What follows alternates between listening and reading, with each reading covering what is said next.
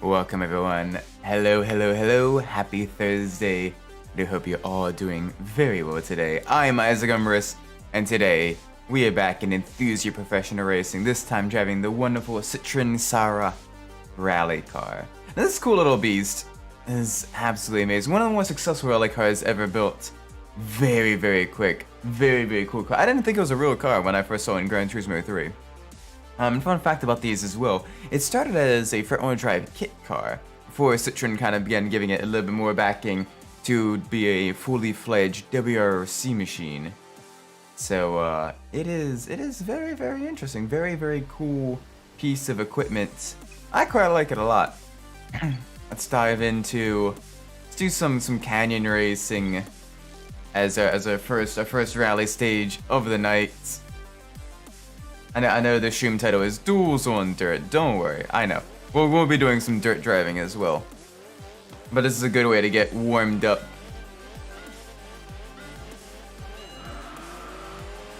Gotta remember, this car does have a clutch.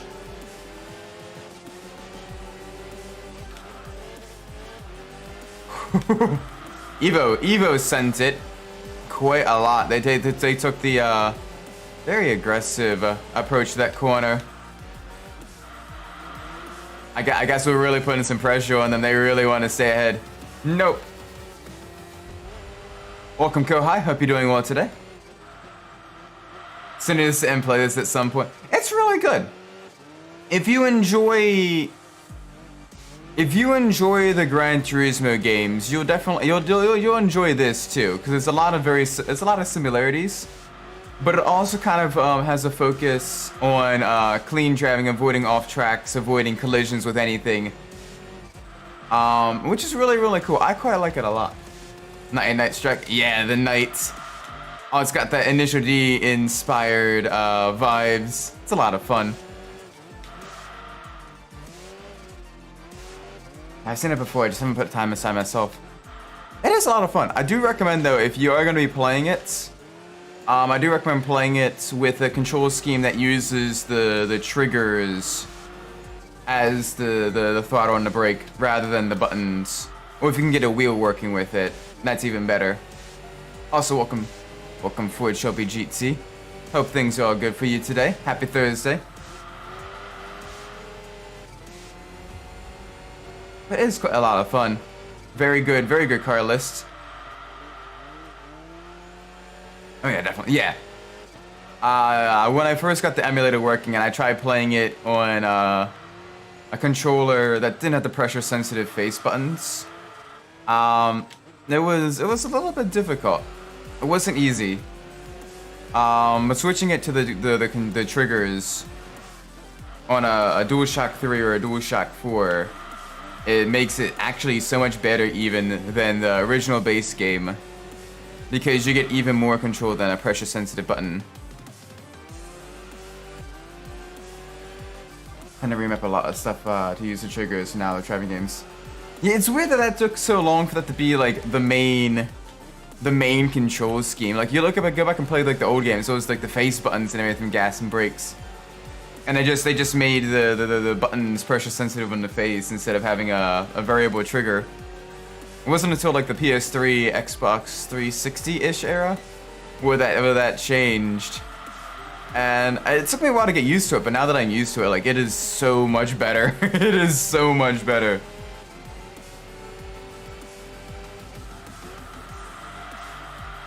Because the triggers were analog till the next gen. True. But you think it'd be easier to make and cheaper to make the triggers analog than to have the buttons. I'm not too familiar with Xbox hardware, so maybe.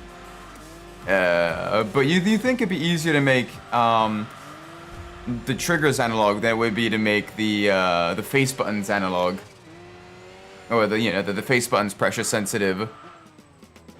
Or you can do what Sony did for the PlayStation 3 controllers. The DualShock 3 is gonna be like, oh, let's have both pressure sensitive face buttons and variable resistance triggers as well, because that's why finding one of these is so difficult. They are quite pricey. In the OG, I just had analog triggers now I think about it. And that often used to get... Ah, okay. So Xbox was the first one to innovate in that regard. It's nice. Yeah, analog buttons all on the PS2, and I think the PS3 as well had the analog face buttons. But don't quote me on that. But yeah, oh my gosh, getting a PlayStation controller to work, getting a PlayStation 3 controller to work more so for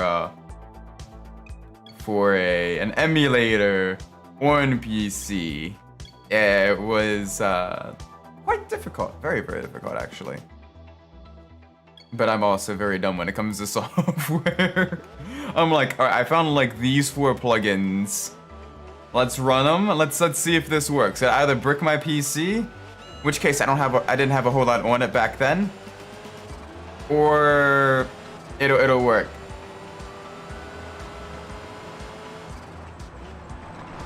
I mean, PCSX3 picks up the PS2 controller natively. That's it, really? Nice. I've done on PSX2. You need to run 3 or 4 different plugins, including libsub, as well as one that kind of makes the controller think it's an Xbox controller, or like partially think it's an Xbox controller, but with variable face buttons. And that gets it to work reasonably well. I'm seeing that focus. We're focusing in on the competition. Ow.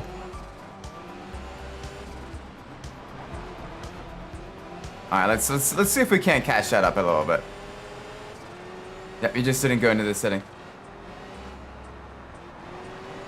Oh no, but this isn't the PS3 emulator. This is the PS2 emulator. And apparently PS2 emulator does not pick up PS3 controllers natively. PS3 emulator apparently does, but PS2 emulator does not. Send it up the inside.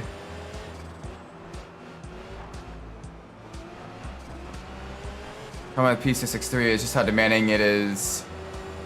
Yeah, no. I haven't tried running too much with native hardware. I usually switch to the, ironically, the DualShock 4 controller when I'm running the PS3 games. But it's definitely something that I can barely do. I get major frame drops like all the time, and it is very bad. It's definitely something that I can't stream. I have played a few games on it, but it is very... I would definitely need a much stronger CPU in order to run it. Yeah, you have the 7950... Oh, damn! On my PC, and even I struggle with RPCS3. Okay, dang! Then I might legit just not be able to stream PS3 games until I get to find a way to get a good capture card setup working then for that. That's unfortunate. So I do want to eventually stream the 2 Gran Turismo 5 and Gran Turismo 6 someday. I want to stream pretty much all the Gran Turismo games except for 7 and Sport. Just because both of them are live service games as a service messes I'm not the biggest fan of. Sport was kind of fun, but now that the servers are down, there isn't a whole lot. There's not a whole lot of replayability. And 7 is somehow has even less single player mode than Sport does. Oh, sorry, yeah. Which is kind of silly.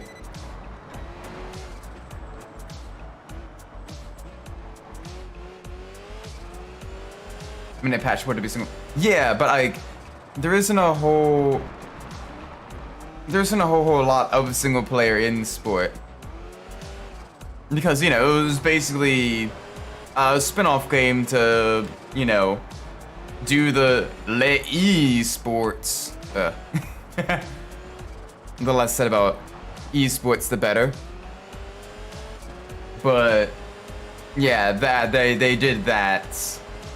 And then 7, they basically kind of made Sport 2.0, and it turned into Oh, but Kazunori Yamauchi wants this car. Okay. Are they gonna add races for it? No, but Kamauzi Yamauchi is adding this car now. Okay, thanks. I'm so excited to see it. Buy it for like 20 million credits. Take a picture with it. And then get bored with it. Thanks, Kaz. Nearly went to use a Twitch mode. Yeah, I know. It's weird. I don't know why I started streaming on YouTube. It was just the platform I was more familiar with.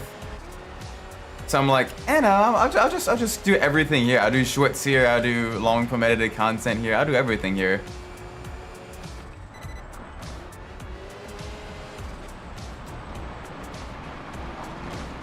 Oh, that is a big slide. Okay.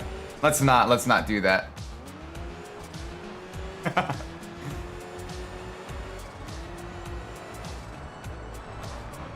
Edge of the Road is definitely one of my weaker tracks for the off-road for off-roading in this game. Most of the other ones I'm decent at, even Winter Trom. But Edge of the Road is a particularly challenging one.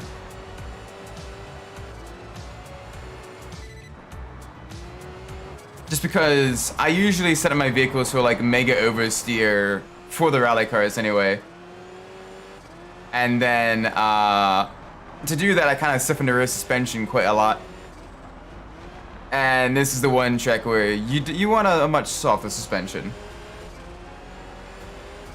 Yeah, in GT7 they messed up by not having a lot of race creation to be systemic.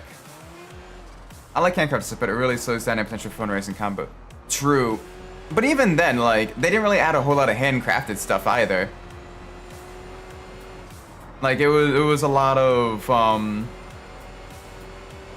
you know, it's, alright, here's a race with cars in this performance window. Alright, here's a race with cars in this performance window. Alright, here's a race with GT3 cars. Here's a race from GT4 cars. Alright, we're done. Adding a few random bits here and there. And then we're golden. Like, there's barely any rally racing. There's barely any, you know, things for LMP1s or Group 2 cars. No endurance races. Until they added the human comedy missions and the one replayable endurance race at Spa. Like, it's kind of sad. Like, literally, in about 2 to 3 months. Like they should honestly just move on to GTA. They kind of messed with the Formula 7. 7 was a big step back.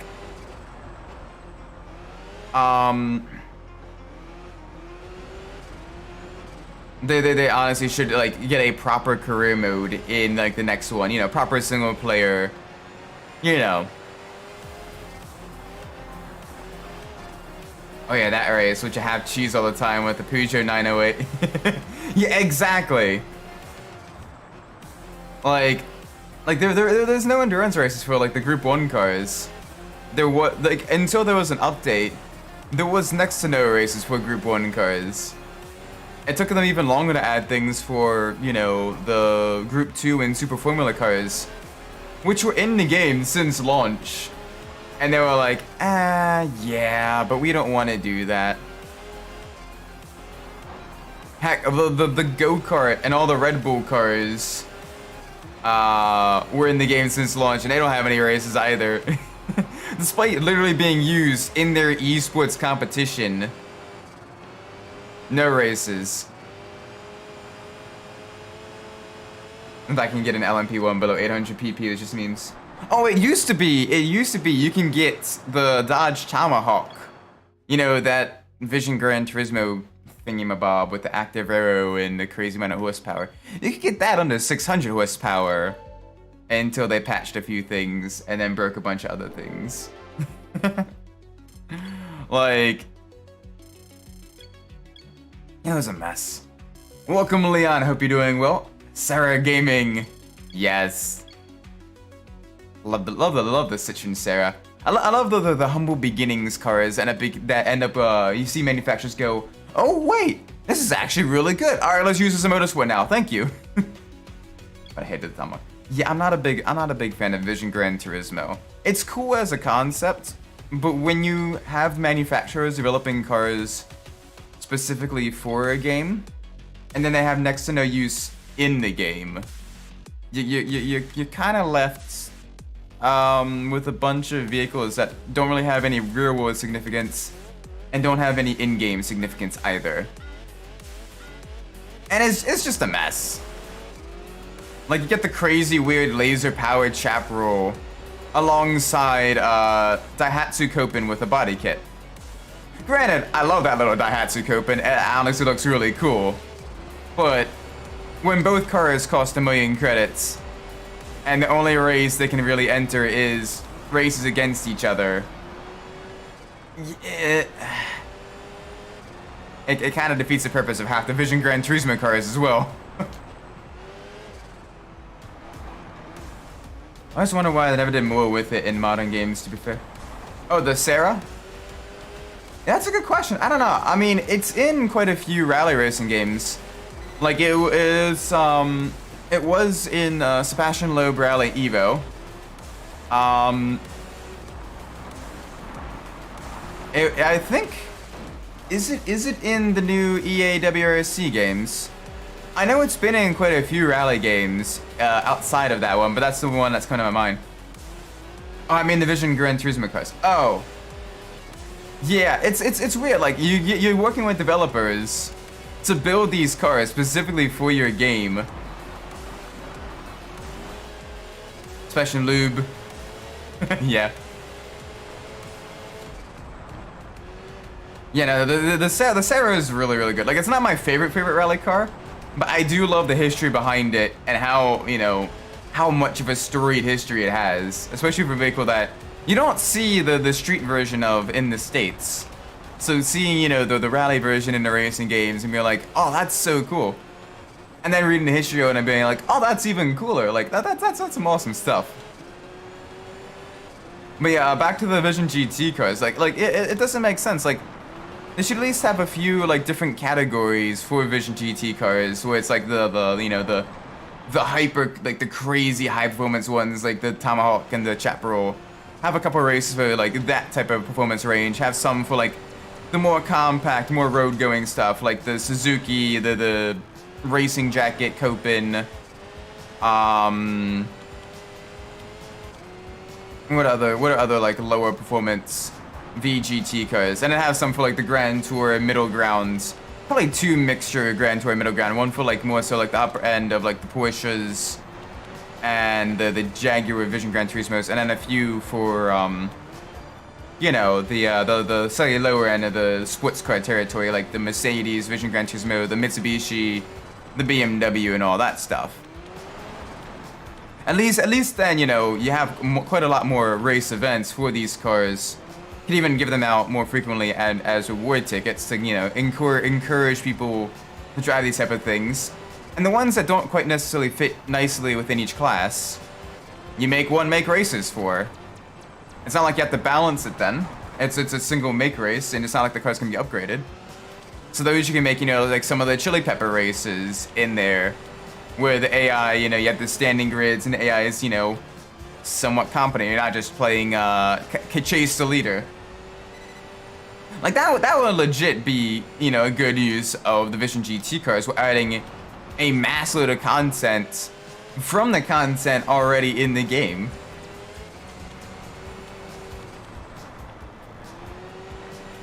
But instead, everyone wants to get excited over a Suzuki Jimmy that, while it did get a few actual race events for it, thankfully, they're gonna get very bored of very quickly because it's like 3 race events, maybe 4.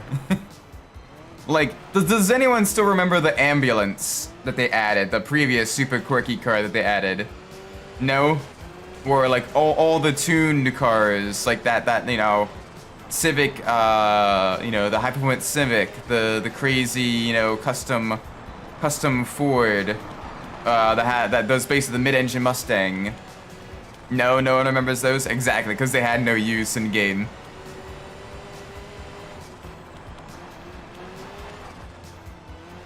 Like that would honestly be a good category of events as well. Is like, you know, bring back the Toon Car Grand Prix from Gran Turismo 4. You have plenty of like the pre-tuned vehicles. Be a good idea to get them, you know, up against each other actually on the track. Forza Horizon update since you're not gonna lie. Yeah, that's what it seems like anyway. Play the new car for 5 minutes and stop. But at least with Forza Horizon 5, like, the cars can be modified in a way that they can, you know, be eligible for quite a few different events. And the economy is strong enough that you can, you know, get a whole bunch of cars and not really feel much of a dent in your wallet. Gran Turismo 7 doesn't have either of those luxuries. Like, you have maybe 3 or 4 good money-making races. And you have some cars that cost, like, you know, millions of in-game credits. Like, it's kind of ridiculous. Especially the cars in, like, the Legends dealership. So it's a bit ridiculous. Which is a shame, because I was so hyped for Gran Turismo 7. I'm like, oh my gosh. Like, finally, like, I play Gran Turismo Sport quite a lot. And I enjoyed myself in Sport mode a lot. You know, the daily races and all that stuff. It's basically where I kind of cut my teeth on doing, you know, racing with a wheel. But then, you know, eventually you're like, okay, I kind of want, you know, a single player simcade experience that, you know, kind of lets me, you know, collect a bunch of vehicles and actually use them in a fulfilling way. You know, Gran Turismo 3 and 4 did that. 2 did that very well as well. 5 did that decently, although the driver levels made it so it kind of restricted your pathway through the career. It was still good. 6 was there. 6 was a game that existed. It wasn't bad, wasn't great. The seasonal events really helped out 6, because 6 also kind of lacked a lot of single player content without those online seasonal events.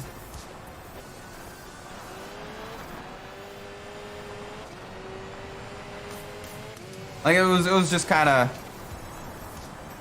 I think since 4 the series has kind of been in a bit of a steady decline, and even in 4 you can kind of see some of the franchise original sins that would then plague the series for decades afterwards. The restricted progression with not being able to do endurance races until 25% of the 25% of the game is complete. The concept car and quirky historic vehicles that don't have any use in the game, like the you know, the Benz Patent Motor Wagon, the concept cars like the Toyota Triathlon race car, and the Nike One 2022. But at least that had enough single player content that you can kind of ignore some of those little pitfalls here and there.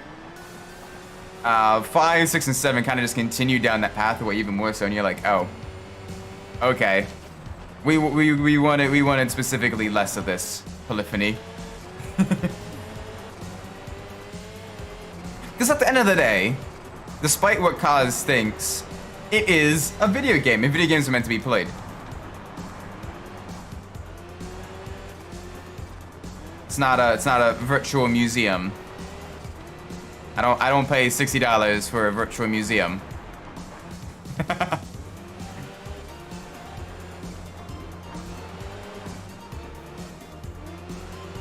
Anyway, back to the racing. We're doing quite well though with the little Xsara. Absolutely love this vehicle. I love how you can get the back end and just step out, do some of the corners. It is a very, very fun little car. The game has surprisingly good sound design too, with the little turbo flutters and everything. Like for a PS2 game, the cars do sound very nice. All right, few minor collisions, nothing major, nothing major.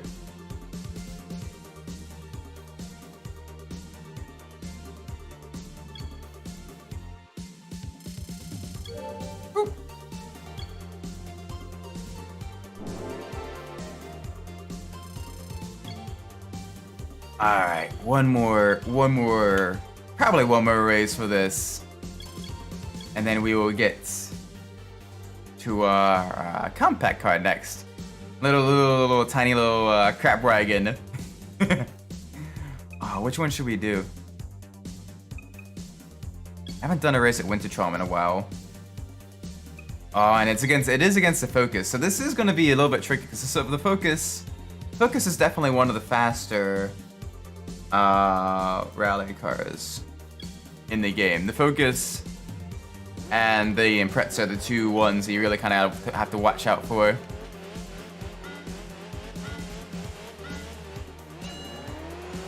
But I think we should be able to out-accelerate them just a little bit. Yeah, because the Impreza's got that raw power, and the Focus has some really good aero and really good handling. So it's basically you have to deal with the Impreza on like the acceleration zones and everything, and absolutely munching at your lead on the straights.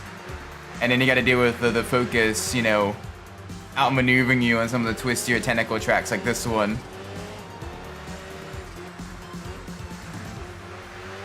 Not to say that any of the other rally cars are slouches, like they're fairly well balanced against each other. But some are a little bit stronger than others. Generally. Like I think, if memory serves me correctly, it's the Evo that is one of the weaker ones in the game.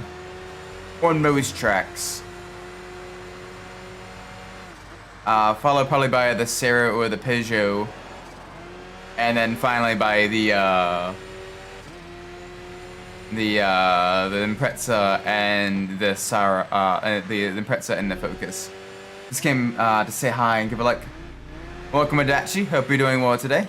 How is everything? Happy Thursday. We're driving the wonderful little Citroen Xsara. Beautiful little car, beautiful little rally car. We never got this in the States, the street version or the rally version, but it is such a cool little car. I do enjoy the way it handles. If you tune it right, you can get that rear end to step out quite a lot when it turns, and then save it with the four-wheel drive by kind of powering out of the slide.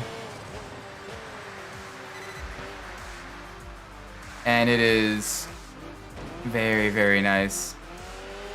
We're on the Wintertrom track, which, if you're familiar with Enthusia, uses parts of the Bergenschlucht Challenge track as well. You can see some of the when you go back into the town section, you see some of the cobbled roads that you race on the Bergenschlucht race as well. So it is cool that this does use a little bit of the different another course already. Kind of adds a little bit to the lore. Like for example, the Cathedral Rocks courses in Gran Turismo 7. That use little bits of the El Capitan track. Or in Gran Turismo 2, you have Tahiti Circuit alongside the Tahiti Challenge and Tahiti Maze tracks. Where you have that tarmac section that you use be part of, you know, all three. At least I think all three. I'll have to double check. It's been a little while since I played a Gran Turismo game. And certainly a while since I played Gran Turismo 2. The last Gran Turismo game I played was 3, and that's just because 3 is my personal favorite. It's probably one of the more replayable ones, in my opinion. Like 2 is very fun. But the PS1 games do show their age just a little bit. And Gran Turismo 2 is a little bit buggy. 3 is great because it has quite a lot of content, but it doesn't have like the crazy long 24-hour races, or you know the Mission 34, which is excruciatingly difficult. I still like Gran Turismo 4 too as well. It's very difficult to replay, despite the fact that once you get past those few little hiccups, the game itself is incredibly fun.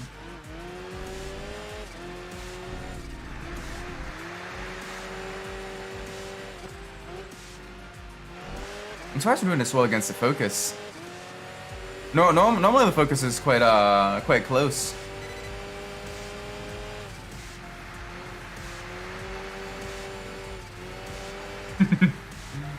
A little bit too much speed. Let's try to get this thing set up for when the corner tightens up. Surprisingly good. No wall taps there. Just a little minor off-course excursion.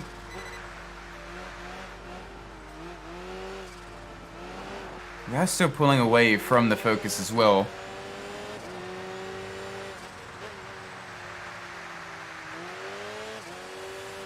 Just 3 more laps here.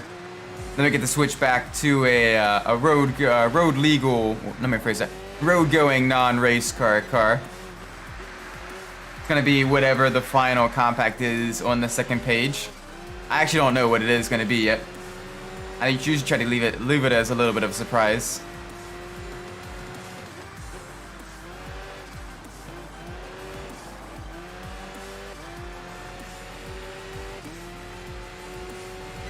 Jump. There we go. There we go.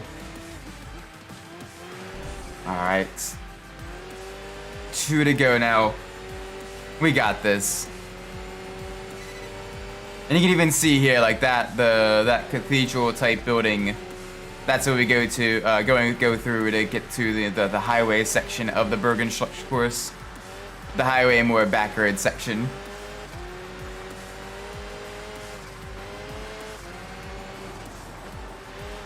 Nice, nice, nice. Keep it steady. There we go.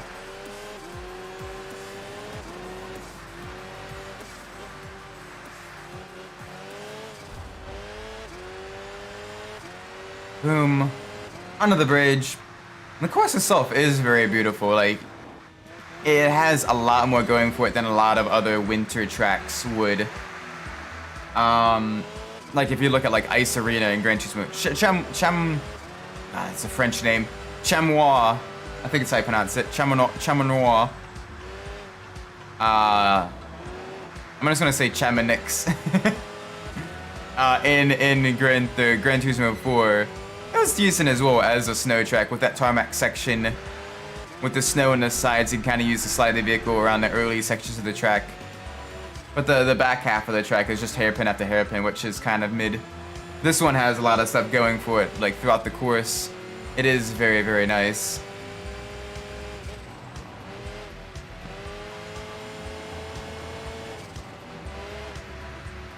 Easy does it. There we go.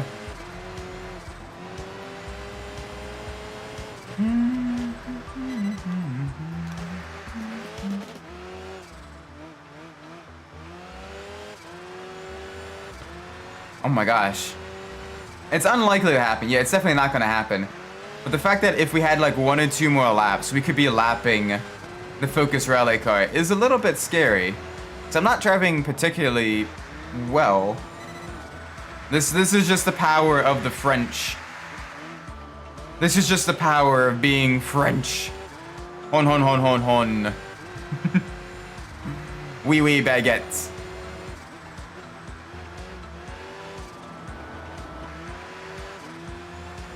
Alright, onto the cobblestones. Give it some juice for the final time. There we go. Ooh, easy. Easy there.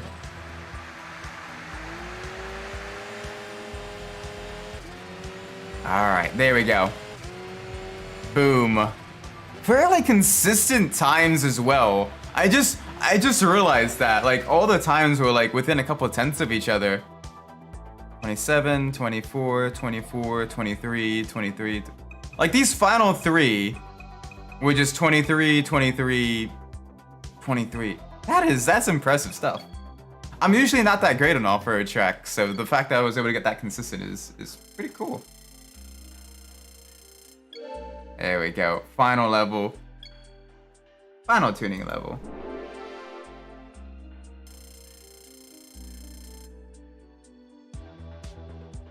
Nice. Yeah, I know. Our ranking is going to take a little bit of a tumble, but it should stay within 50. Alright, so let's go. Alright, compact cars. Let's see what options we have here. We have one left, and that's the Honda Insight. Ooh. Gosh, we have a lot of compact cars to go still. That's fine. The Honda Insight. We get to drive a hybrid. Oh my gosh. To be fair, I absolutely adore the first generation Insight. And the fact that you can have it with a manual transmission. One of the few hybrid cars you can get in real life with a stick shift is very, very cool. It's just this little... Look at it. It looks like something designed by someone that was like, alright, reduce drag at all costs. It's even got the wheel covers on the back. Like it's charming. I quite like it actually. And the fact that we can actually go racing in it is a little bit silly. But I love it. Alright, gear ratio. I want a little bit of acceleration. Not a whole lot more. And give me just a little bit of lock. A little bit of lock and a limited slip. That way I can kind of better pull myself out of slides. Alright. Limestone Cup. Let's see. Hybrid car versus a Corvette. I'm not too sure. I'm not too sure we do too well here. All right, Insight versus Insight. The hybrid hill climb is what we're going to call this event.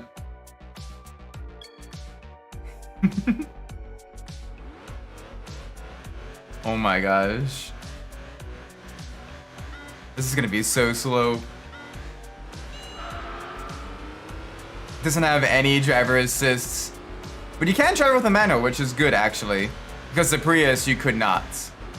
This is also why I preferred, of the mainline, like, early Japanese hybrid cars, the other reason I prefer the Insight over the Prius.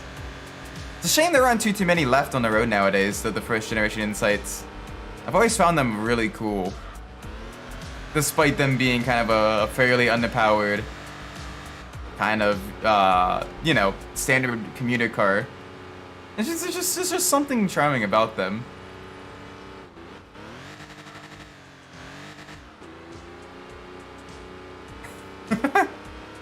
Oh, it's so slow though. It is so slow. Come on. The hill climb doesn't help either because, like, as soon as you get into third gear, it just dies. It's like, oh, all right, I'm above highway speeds now. All right, time to go into fuel saving mode.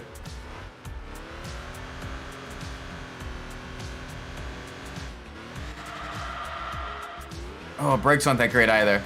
I gotta brake just a little bit earlier.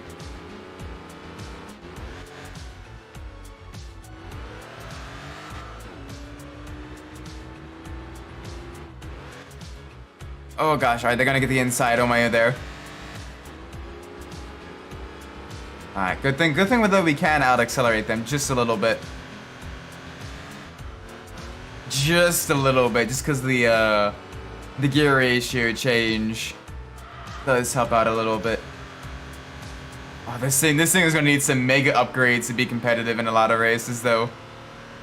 Like now that it's on flatland, it can kind of, you know, gain a little bit of speed in third gear. But as soon as that hill climb starts,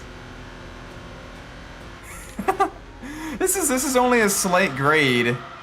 That is only a slight grade. And 70 miles an hour is too fast for it. It's struggling with 70 miles an hour.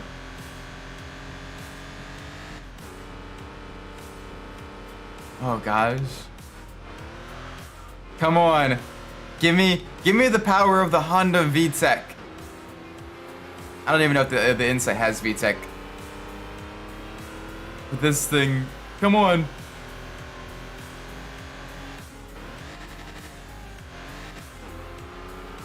Give me something. Give me a little bit of power. I wonder if staying in second gear might actually be better.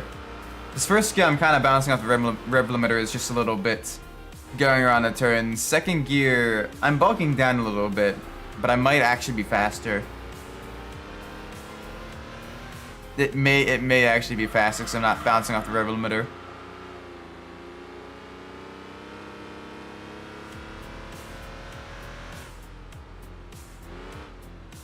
Oh, come on, turn in, please.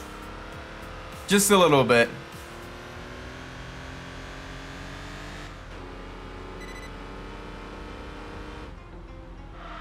Oh, gosh. This thing is still an understeer machine.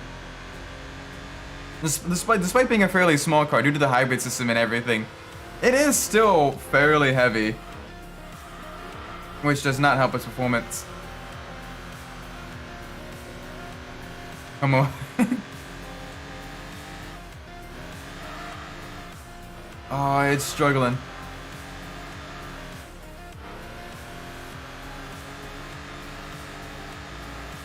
Oh, it's struggling. Oh, come on, you little insight. You can make it. There we go. Eventually we got to the top. 4 minutes, that is a very slow car.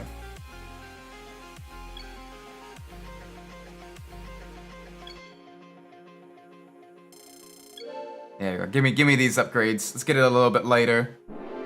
Give me some grippy boys as well. Yes.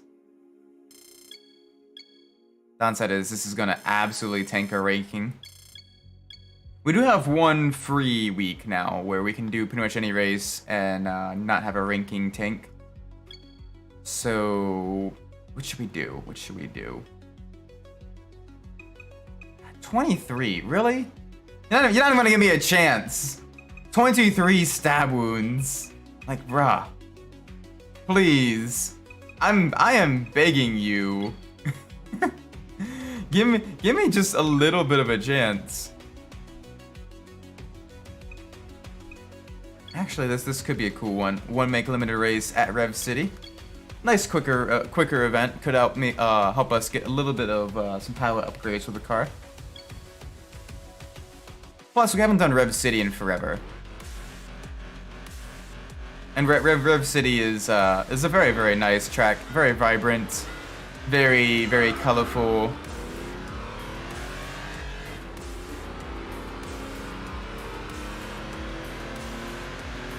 Oh, we have nothing but insights here. I'm the only blue one. Got 2 blacks, 2 silvers, and a red.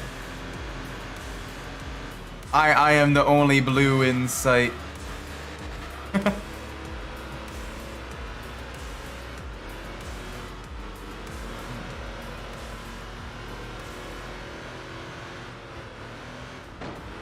There we go. Alright, they gave us just a little bit of room there.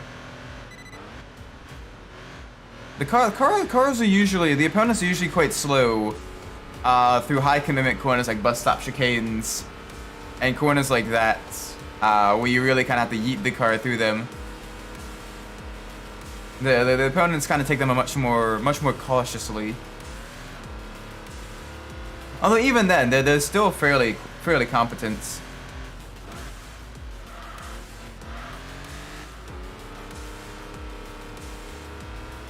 Oh my gosh.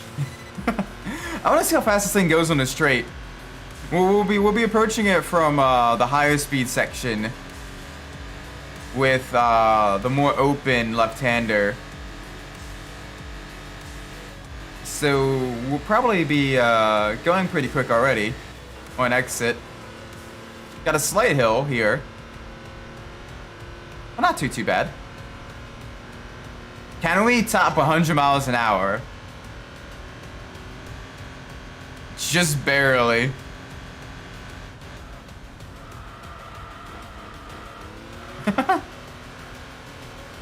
Oh, this thing is so adorable. It is struggling though.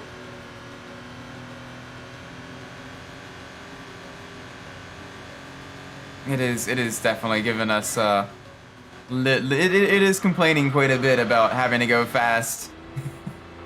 It's like, no, please, help me.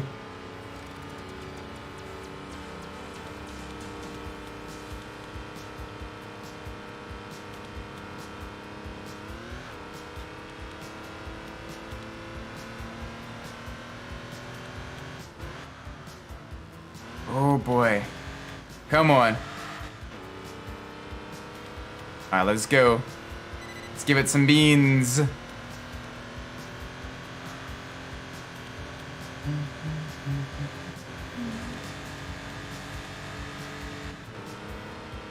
Nice.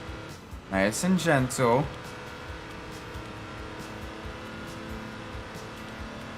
Come on. Power through to victory. Oh, you can tell the suspension is still quite soft with all the body roll. I haven't stiffened it up too much because I don't want the car to lose too much grip on the corners. It does reduce the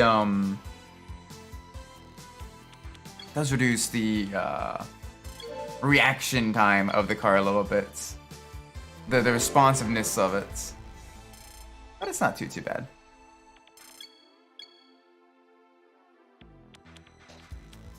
Alright, now time for us to kind of get into crunch mode. Let's see how many points we can get now with the little insight. It's already level 5 though. It is a very quick car to level up, which is good because we're gonna be struggling a little bit, I think. We're gonna be struggling a little bit. Alright. See what's on the Nürburgring for us.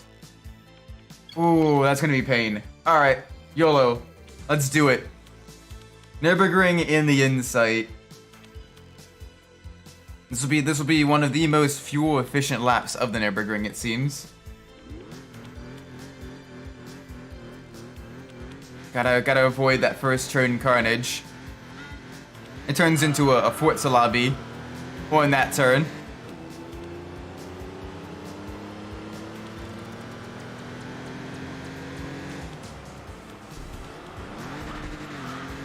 Alright, there we go.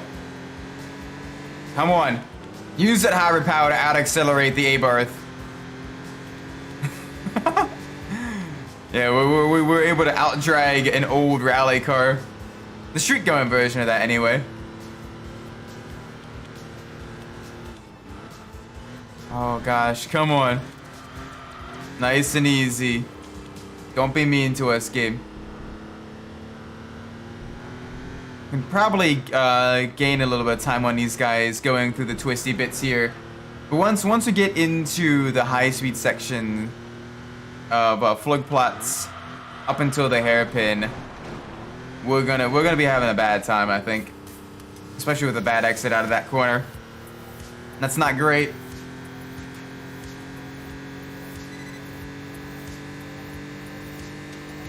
We got decent acceleration right now. Come on. I see them gaining already. Car didn't even get airborne through Flugplatz. That's how slow it is. It did not catch any air on that bump. Normally, even moderately fast cars will catch some air at that corner. This one, no, you do not. Oh gosh, we have a 5th gear. I don't know if we'll reach that gear. But we do have it.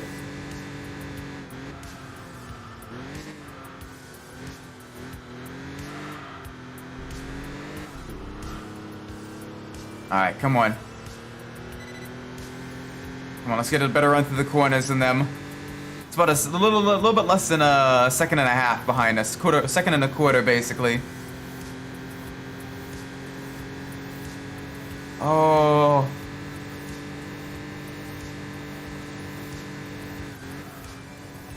Easy.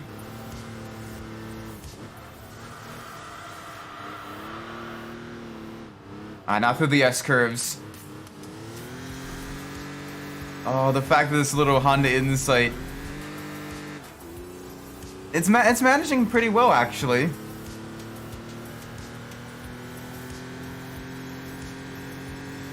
But it is it has given us just a little bit of lip, a little bit of aggression, a little bit of complaints about having to go fast. It's like, no, that's not good for the environment. Ah. Like pretty much as soon as you get over highway speeds in this car, it is Jover.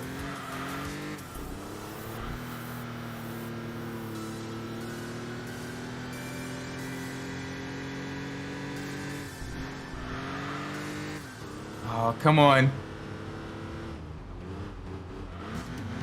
Be good to me, car. Be good to me.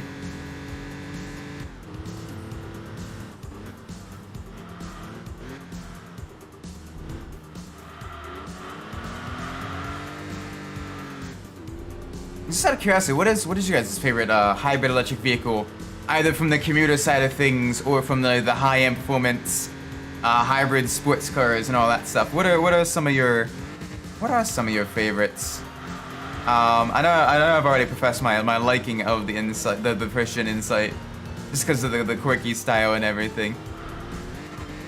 But I'll be honest, I kind of like that first generation Tesla Roadster as well, with the full electric. That kind of seems quite nice. I wouldn't mind giving one of those just kind of like a test drive, just around kind of like a circuit or whatever, just to see what it actually handles like. Because yeah, you usually have the very, very lightweight, like Lotus Elise is the platform that it's based off of, but it's got a fairly heavy battery and electric motors and all that stuff in it.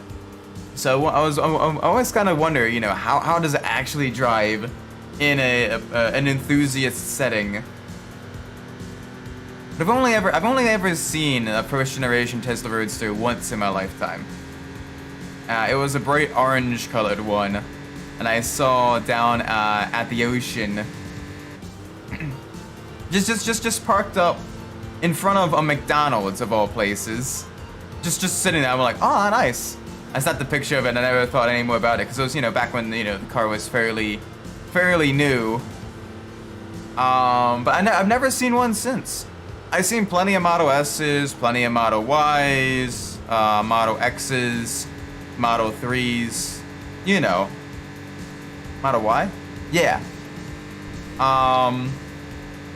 But I have not seen any more of the OG Roadsters. Which is a shame, because it's one of the few vehicles of the Tesla lineup that I think actually looks quite nice. Just because it's based off of the Lotus Elise.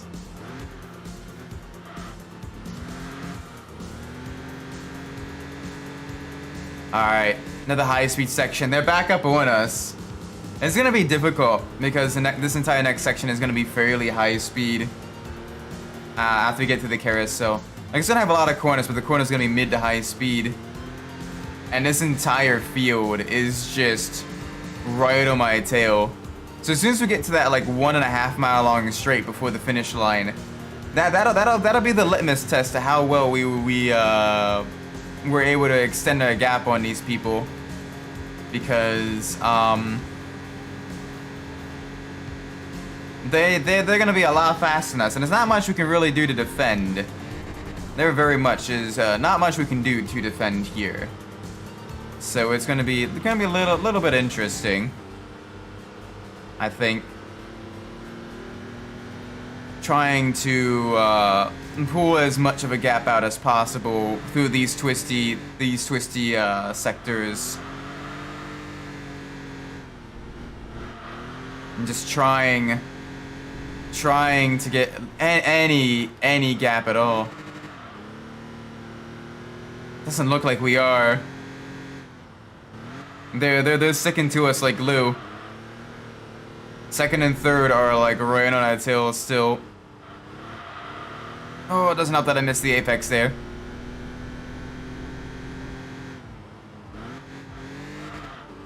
Come on, give me just a little bit more turn in. I know you're a heavy hybrid, but I need just a little bit more front end bite, just a little bit.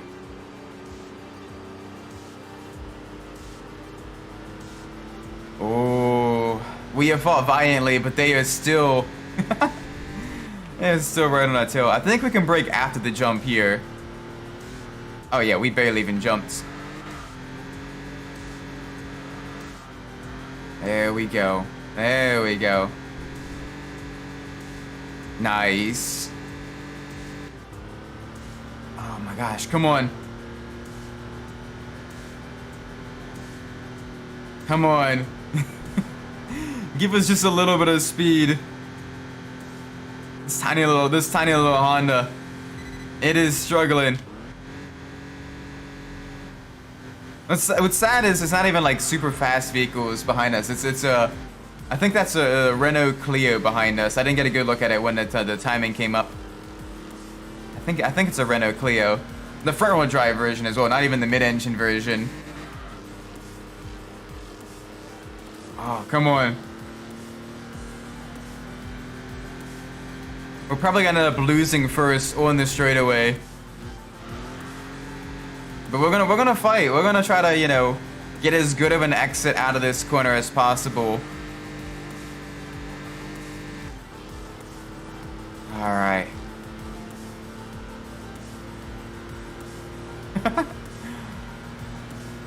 Oh, they're still catching us. It is a Clio. Get into their suck. Give me the suck. Please. It may have helped out just a little bit. Oh, I see third slowly growing larger in our rear view. Oh, come on. Oh.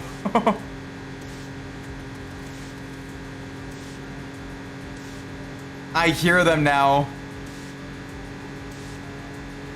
Oh, that's a Lotus. Yeah, they got those old brakes, so they got the brake early. We gotta brake fairly early too, because we're chunky. We're a chunky hybrid.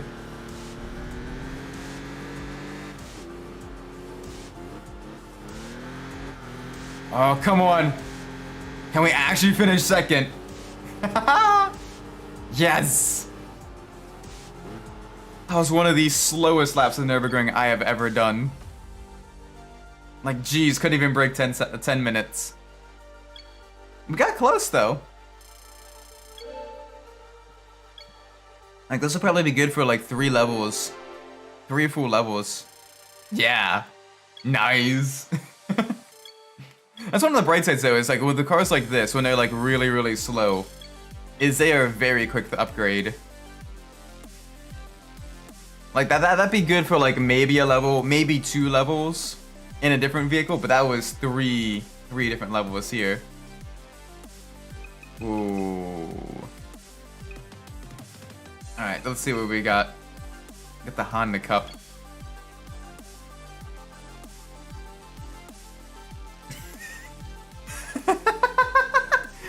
two Honda NSXs.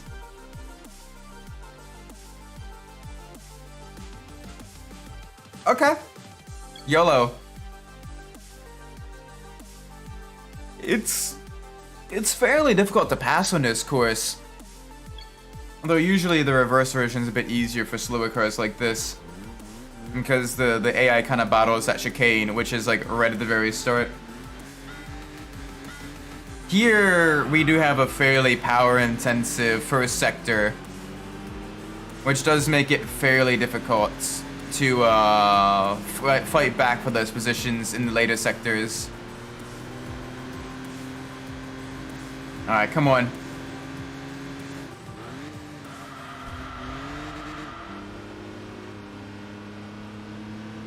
Alright, let's see this struggle. Alright, the first hill not too bad. First hill wasn't as steep as the second hill. The second hill, I'm gonna be going really slow. Third hill is even steeper. Oh, it is struggling. Not even going 70 miles an hour and it's struggling up a hill. And this is a nearly fully level with a Honda Insight as well.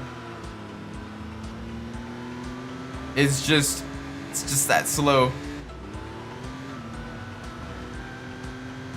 But we're in second.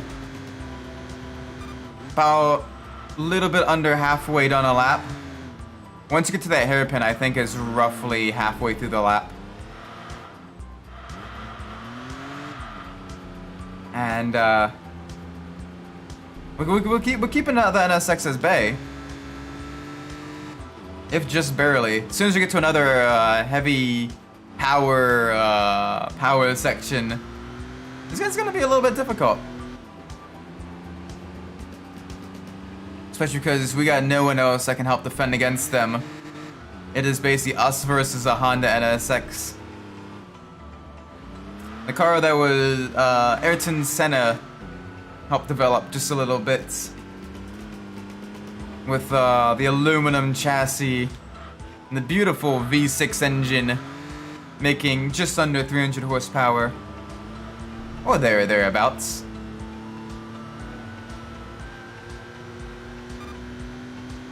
The holy grail of JDM supercars alongside the R34 as, like, at least in the States, the two that are really kind of coveted. Although the Super and FDRX7 are also quite up there in terms of performance and price nowadays.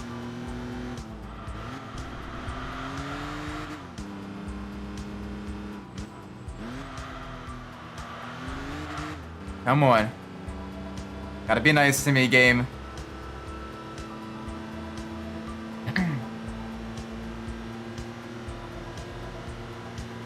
Oh, nope, there it goes. There it goes. Bye-bye. Oh. Absolutely zero mercy. Zero hesitation. Just as soon as it sensed the Insight was struggling, as soon as it sensed it was weak, it just absolutely tore through us.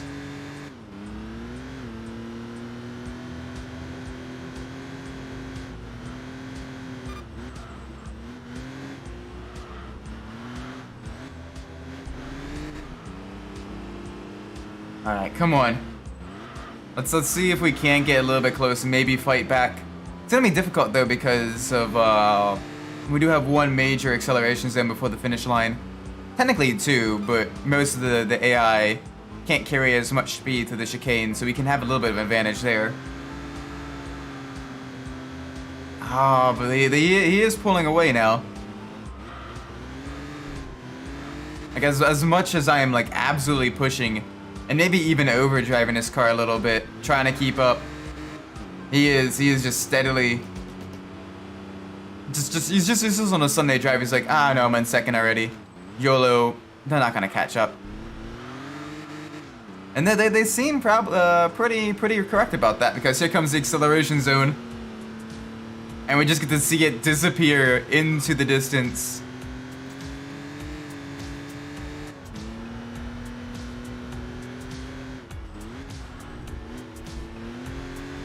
Alright, we were a lot faster through the chicane though. Oh, just enough to get to watch them cross the line in front of us. So we were the fastest front-wheel drive car. Not too bad, not too shabby. Ah, the poor little Insight though. Even fairly close to max level, it's just struggling. It's just having a little bit of struggle.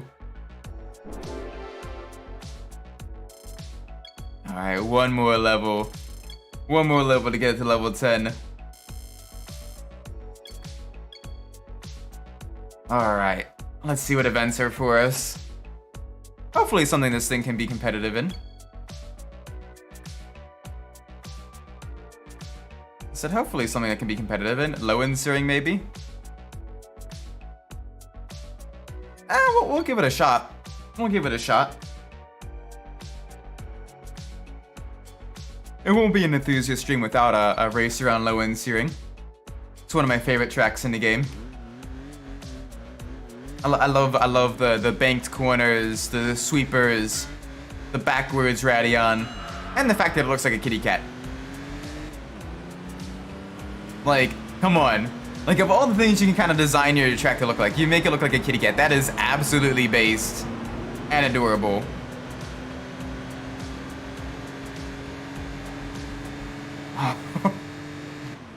This thing has no power. Even near fully tuned, it is just... Doesn't have a whole lot under the hood, does it?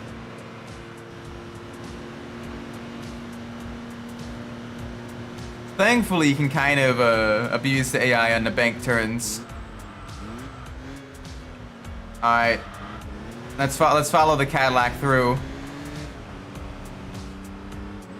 Alright, the G-Wagon's gonna have a little bit of an advantage going on the inside here. Oh, good. These two are battling. This feels a little bit better in the corners with the lower center of gravity. But that G-Wagon does have some serious acceleration, lots of torque, and all-wheel drive as well. Oh, come on.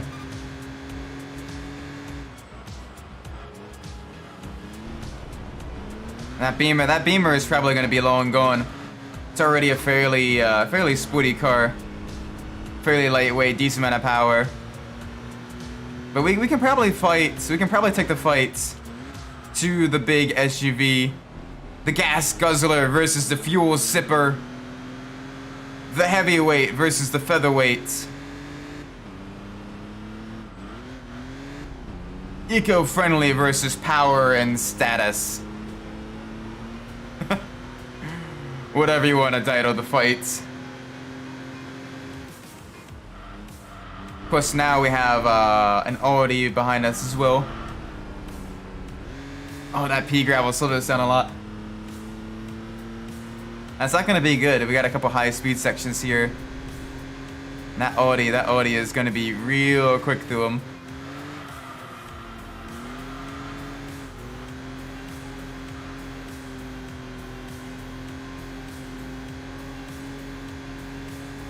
Alright, come on. Nice and easy, nice and gentle.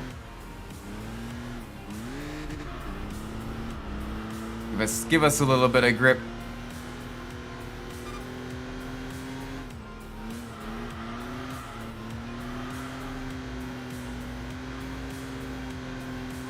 Come on, please.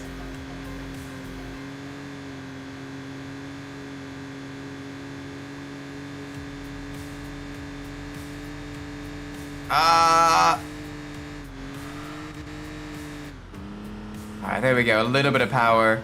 A little bit of power finally going on the downhill section. A little bit of speed. It's gonna struggle going on this uphill. We've got to carry as much speed as possible. Try to take it in a straight line. Minimize speed loss. I see that Audi behind us. It is very, very rapid on the straights.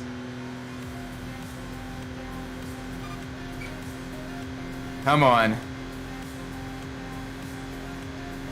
Give us a little bit more. Cute little hybrid car.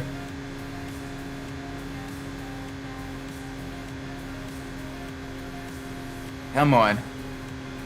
Come on. You can do it.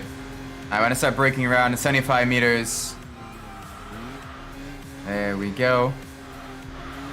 Maybe a little bit later, honestly, for this car. But it's good. It's good to double check. Good to kind of be a bit on the cautious side.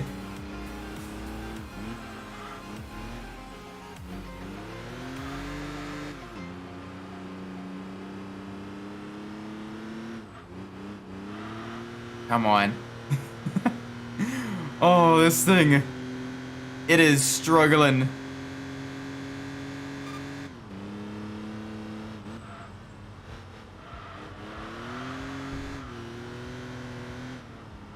It is struggling. Give us just a little bit more speed, please. Nope. Alright, that is perfectly okay.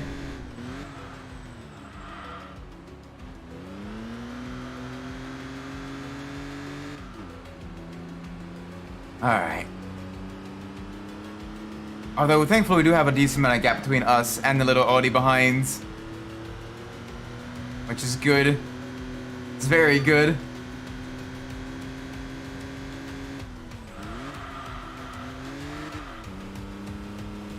Come on.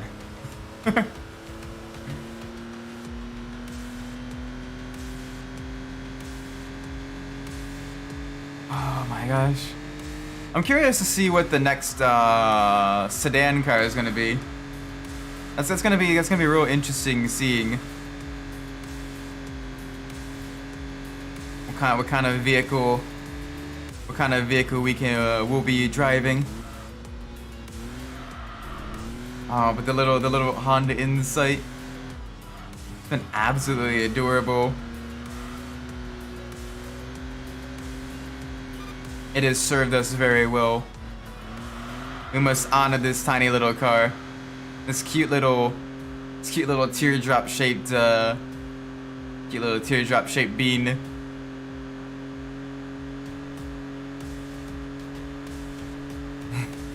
Look at that body roll as well, holy moly.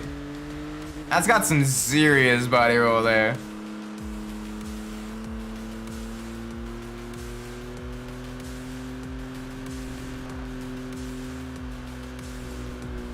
Oh, he's struggling. Come on. Let's get across the line out. That BMW's got to be like at least 30 seconds ahead of us. Maybe more. Oh, only 20, okay. Not as bad as I thought. Not as bad as I thought. We did okay there. We did alright.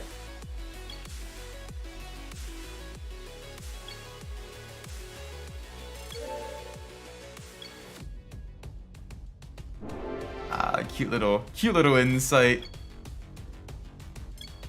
That one's max level. We get quite a lot of points from that too. Holy moly. Alright, time to switch to vehicle. Let's see what our final vehicle of the stream is going to be.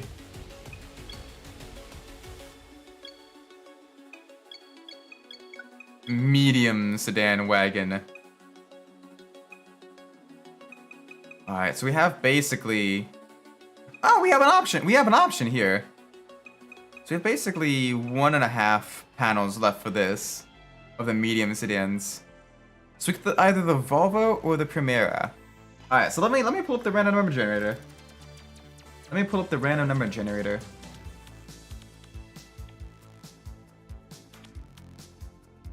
And let us see. Display capture. All right. If it is 1, we get to do the Volvo. If it is 2, we do the Nissan Primera. It is the Primera. Okay. Thanks, game. We don't get the cool, high performance, spicy Volvo. We get the Nissan, which isn't bad, but it's not great. It's kind of mid.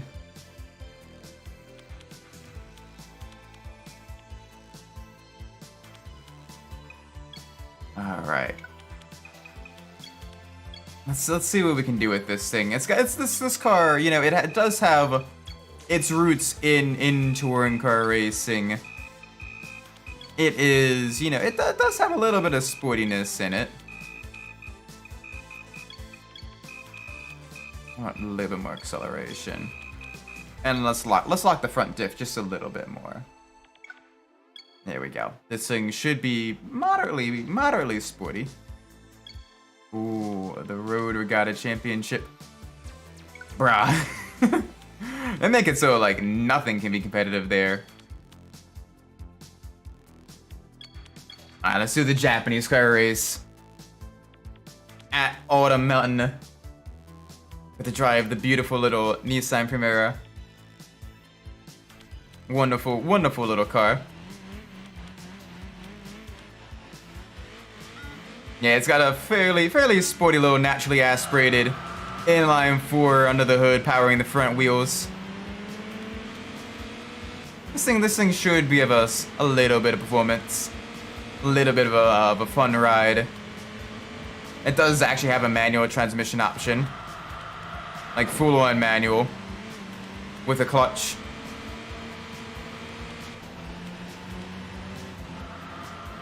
Oh gosh, this thing This thing does still understeer.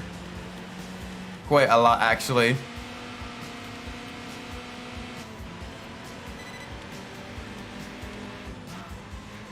Oh, hi. Hi, I see you. I see you, I see you. That Impreza, oh sorry, that Legacy getting just a little bit spicy there. I see you. Let's try to get that position back.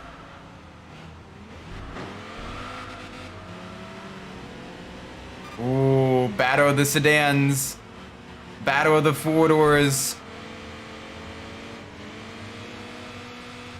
Come on.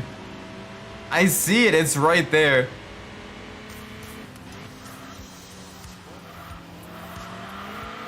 Alright, let's stick behind it.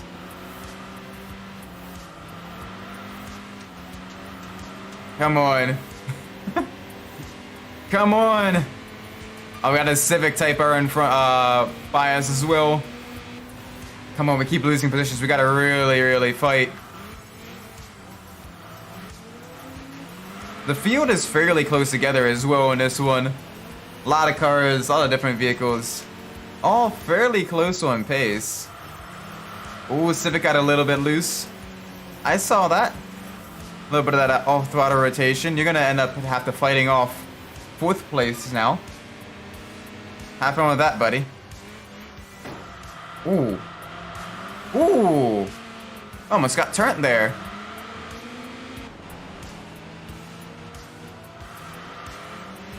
We almost got turned there. Wow.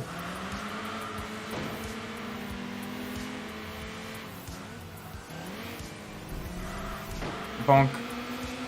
Come on.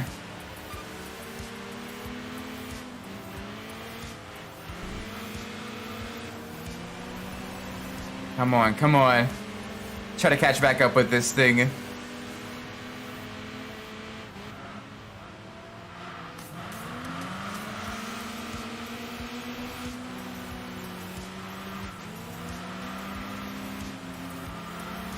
Oh, I'm struggling. I'm struggling. Top 4 are all really close in terms of performance. With the Primera probably being one of the weaker ones of the 4 of us. Not quite as acceleration based as the Subaru. Not quite as nimble as the Civic. And definitely not nearly as much power as that Skyline behind us. But we're gonna fight. We are definitely gonna fight as much as we can. Stay with the lead pack.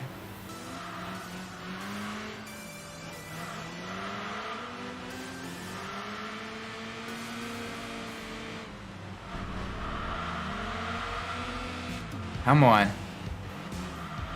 Be nice to us.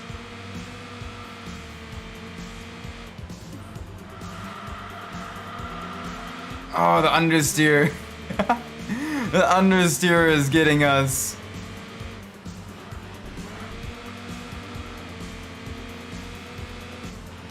Come on. Alright, nice and easy. Graze on the brakes.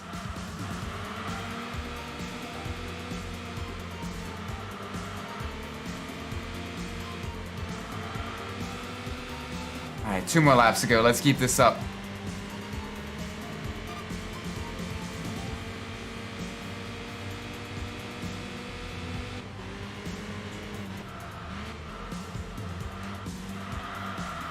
Ooh.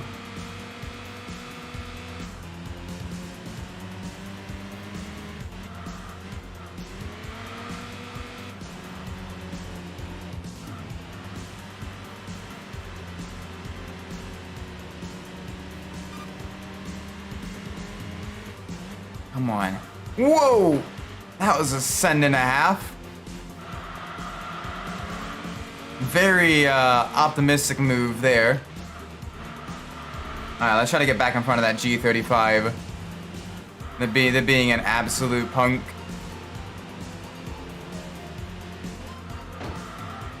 Give them a little bit of a taste of our minds. Ow. Ow. Oi. Mate.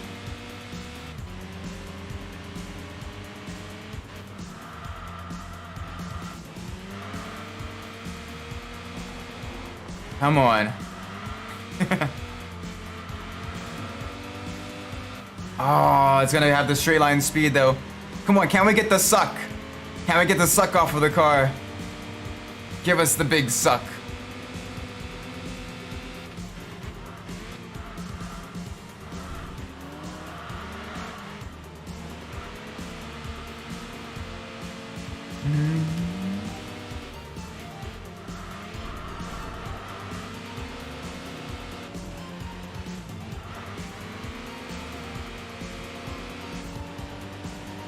Alright, come on. Let's see if we can't get that position back. A little bit faster through the hairpin here. Live a bonk on that.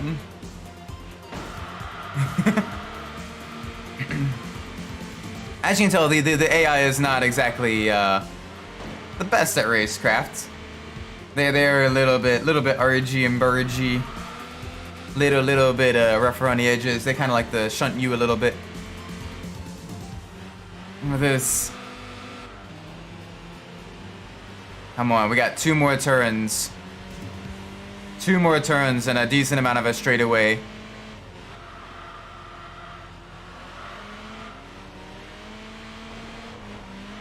Come on. Easy here. Yes. There we go. Wonderful.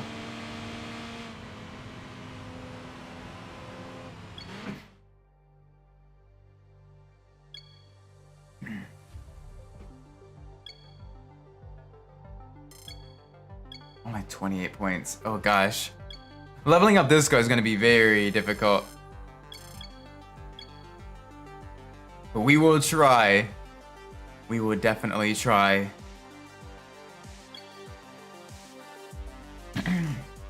Alright, let's see what we have here. Alright, good. The game is kind of realizing, hey, we probably shouldn't be doing like the crazy difficult races. Let's dial it back a little bit. Let's dial back the performance of the AI a bit. And what do? Let's enter a harder race. Because of course we will.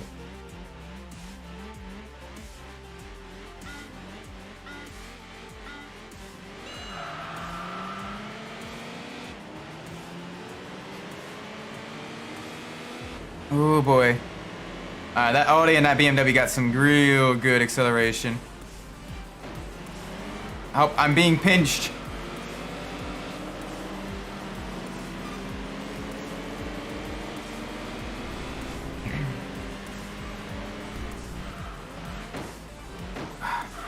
Really?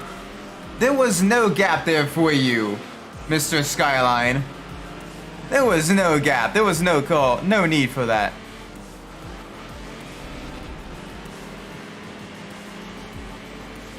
We gotta really struggle now.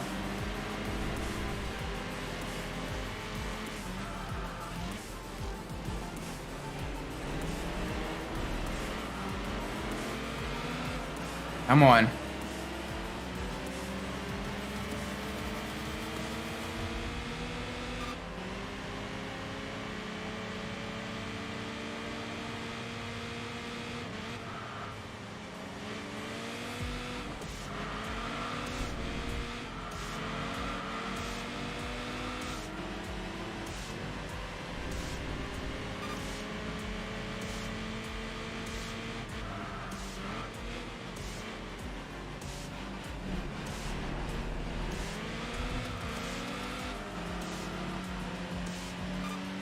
Yeah, no, this one...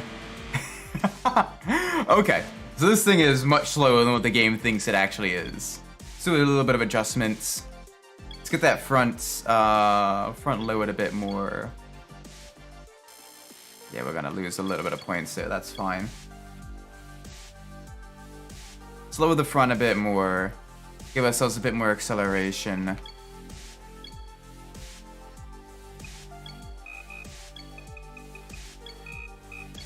go. Dial this back just a little bit.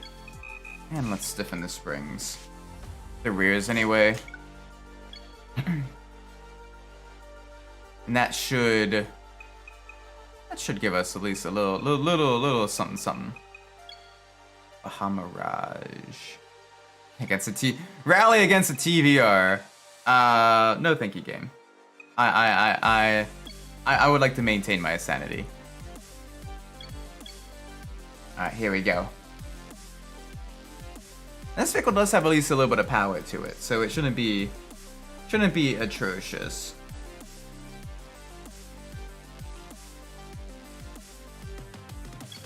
Alright, let's go. Let's do this.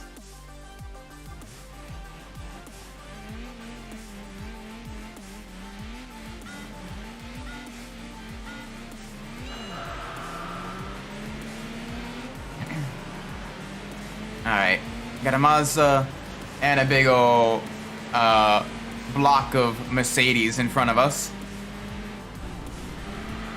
Big ol' massive block of Mercedes. There we go. Okay, this thing feels a lot better now. Lowered the front a little bit more. Got it nice and snappy. How I like my front-wheel drive cars is kind of a little bit on the twitchier side.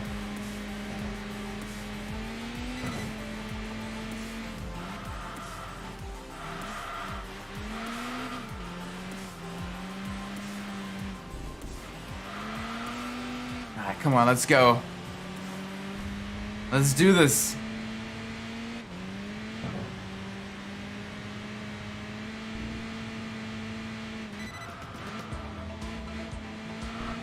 Yes, okay, this thing feels a lot better to drive now through the twisty bits.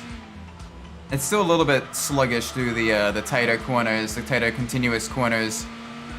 But through the more the snappier corners, it's not too bad actually.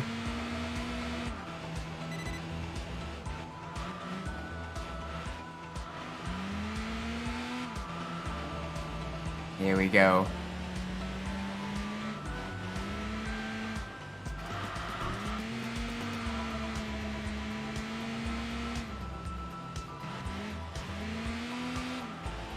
Alright, come on. Let's use this little inline four to all of its potential.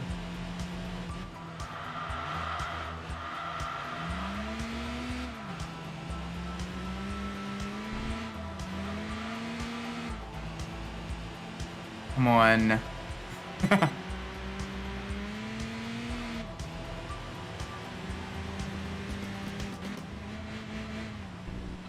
Easy through here. Nice. Little bit of curve here and there. Alright, first lap done. Very good lap time for the Primera.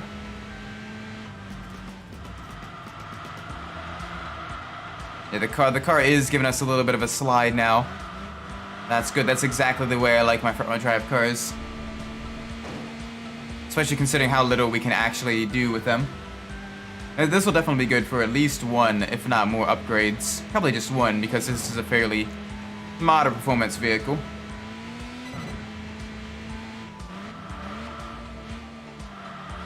This should give us a decent amount of points as well. I should only lose a few ranking positions as we get this thing upgraded enough to do the R1 races.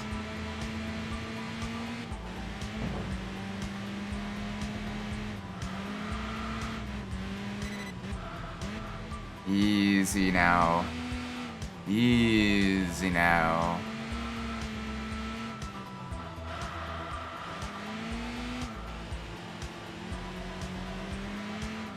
Alright, come on.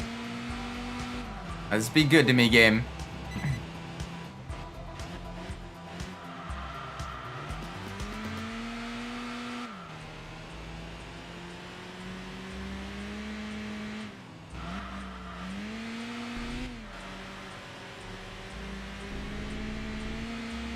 Alright, final couple of corners.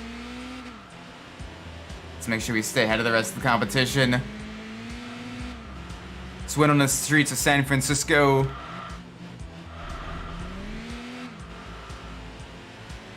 Back again to the left.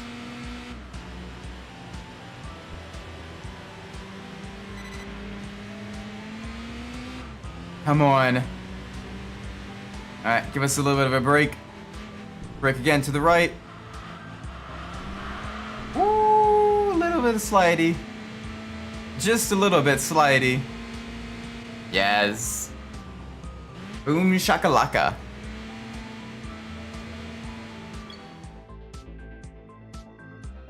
Nice, and only one penalty as well for touching the wall. That's good. That is definitely very good.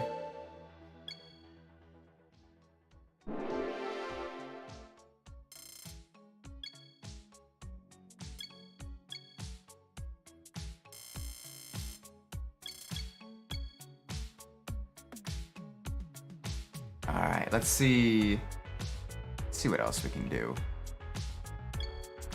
Oh, we did actually get 2 levels on that one. Nice.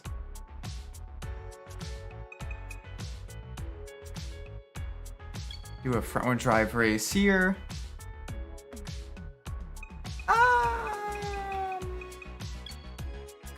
Yeah, let's go for it. Let's go for it. YOLO. YOLO, let's send it. Let us absolutely send it.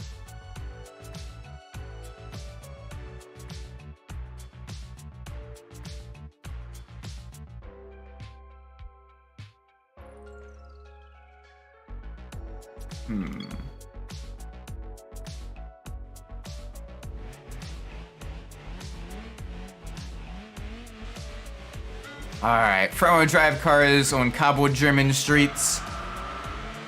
What can go wrong? Alright, let's see how well we can do here. Yeah, the acceleration of the weight reduction and the increased grip of the new tires is definitely felt.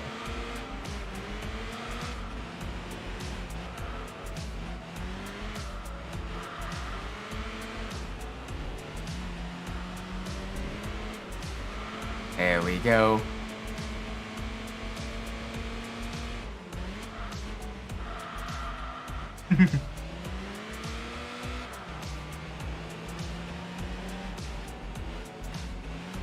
Alright. Nice and easy through here. Keep it up. There we go. Ooh. Easy.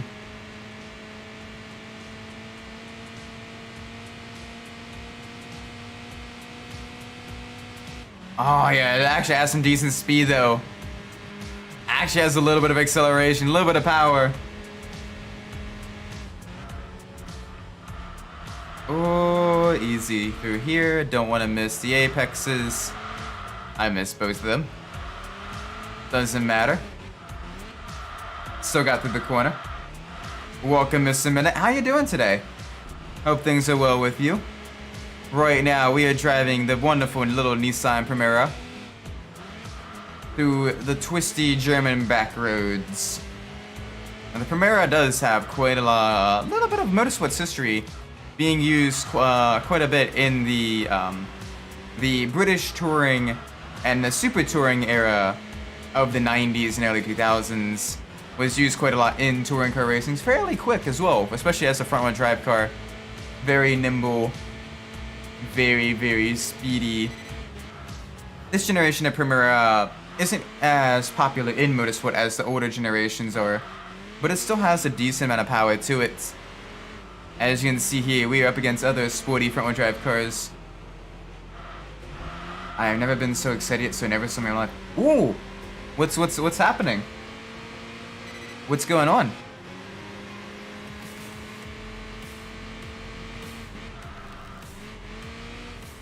What do you...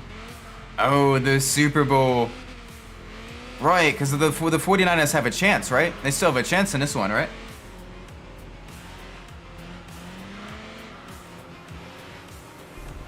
Woo!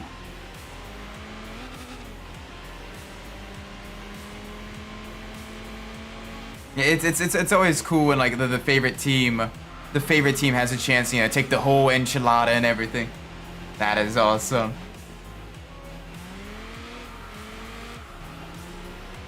So do you think that they're going to be able to do it? What is your expert sporting?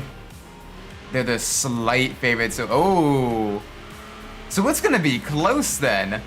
It's gonna be close. All right, all right. I do wish him the best of luck then. That's gonna be really interesting. Most people betting on the Chiefs though. Ooh. What are the records? What are the records going into the Super Bowl?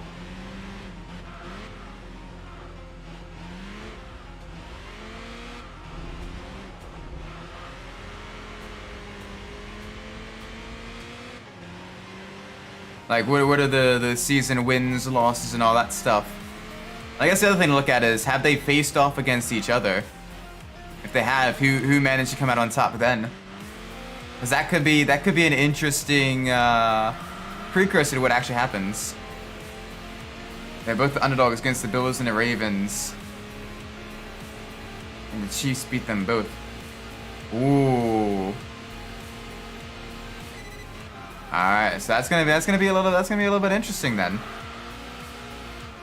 because they're kind of they're gonna be kind of spicy, kind of the surprise pick then. So that's gonna be interesting. 11-6. That's not too bad. Not great, but not terrible. But for a team that's in contention for the Super Bowl, that's you know, definitely a little bit on the weaker side. But jeez,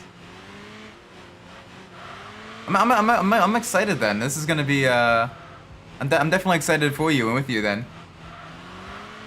This seems like it's gonna be kind of the statistically more likely to win versus the ones that have been kind of on a bit of a hot streak, little bit of a run going. 49ers finished 12-5. Ooh. So pretty close stats as well. All right. That's gonna be interesting. That's gonna be really interesting to see who ends up coming out on top. Which is it? It's not this weekend, is it? The Super Bowl. When is the upcoming Super Bowl? I've been bouncing around so much with like medical appointments and like work stuff. I have not really had the time to keep up a whole lot with like the sports and everything's. So I'm not too familiar with what all is gonna be happening. it's not this Sunday, is it? 11th. Okay, so next Sunday. Interesting.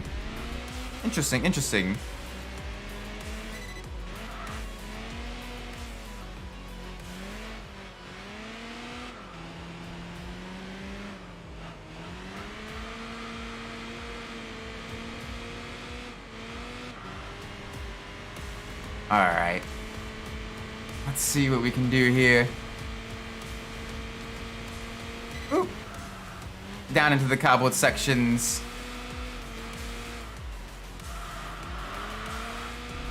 Nice and easy through here. A little bit of an off-track warning. That's okay, the game can get angry at me.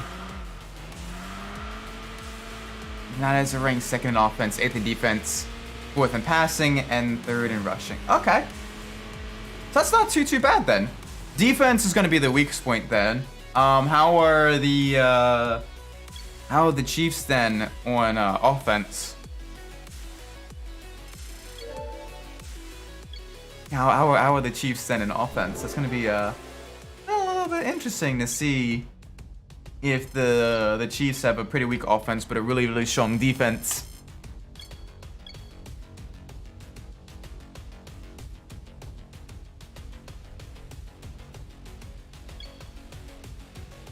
Alright, let's see what other race events we have available. Ooh, the Tsukuba Circuit Challenge. We got a duel on the dirt here, on the edge of the road. Be interesting. 2 front-wheel drive cars. Chief at 9th in offense, 2nd in defense, 6th in passing. So yeah, it is going to be an offense versus defense race. Oh my gosh. That is amazing. That is impressive stuff.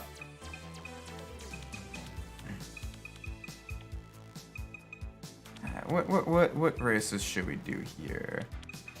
Let's do the Nissan Cup. Yeah, let's do the Nissan Cup. It's gonna be a, you know, not a difficult race, but it's gonna be fun driving around on the Tsukuba wets. Chiefs do have the home team advantage though. Ooh.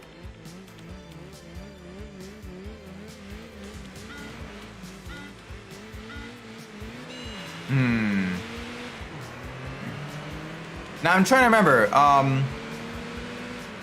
For the Chiefs Stadium, that one's not an indoor stadium, is it?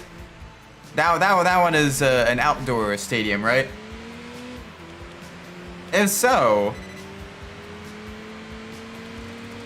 the Chiefs would be considered the home team. Chiefs would be considered the home team.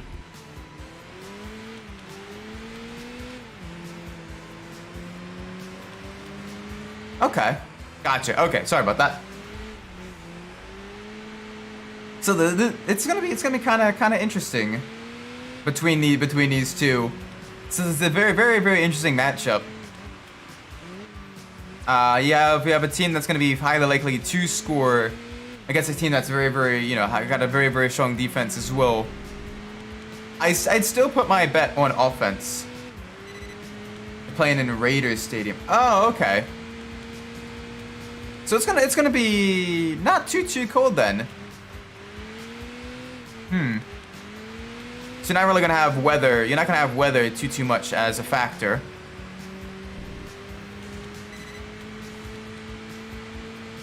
Interesting. How everything's going? Sprockets, hey, welcome. Hope things are good with you. Things are going decently enough right now. Enjoying driving the wonderful Nissan Primavera around Tsukuba wets. Oh, this car has no brakes. Home team is decided by the alternating. Okay, gotcha. You can tell how much I actually know about American football. Last year the NFC team was considered home team. Now this one is the okay. This one it's the AFC, I think it is. Yeah.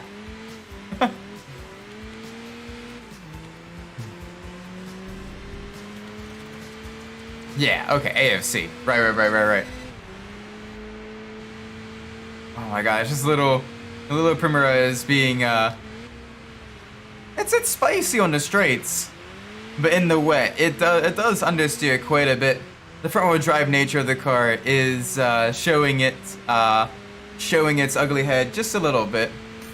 Does not want to turn in, does not want to give me front bite in low traction conditions. It is giving me decent acceleration out of the corners though in the wets. No worry for spins or anything like that, which is good.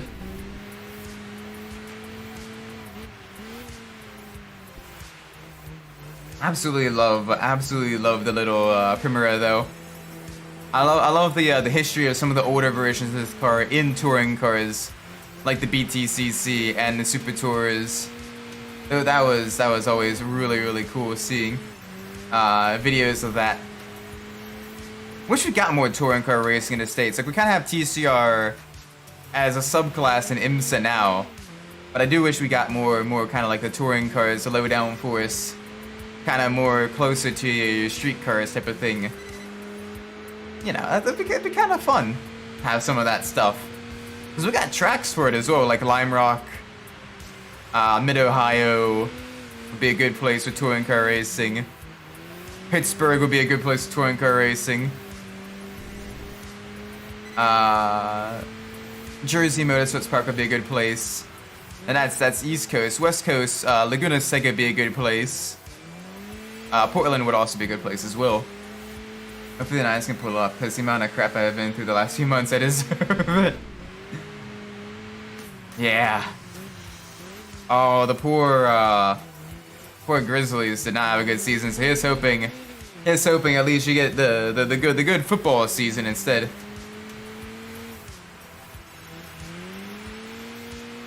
Brother too. Oh no, what's he been going through, if I may ask?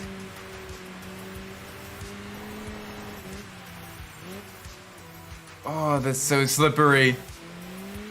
Oh, it's extra slippery.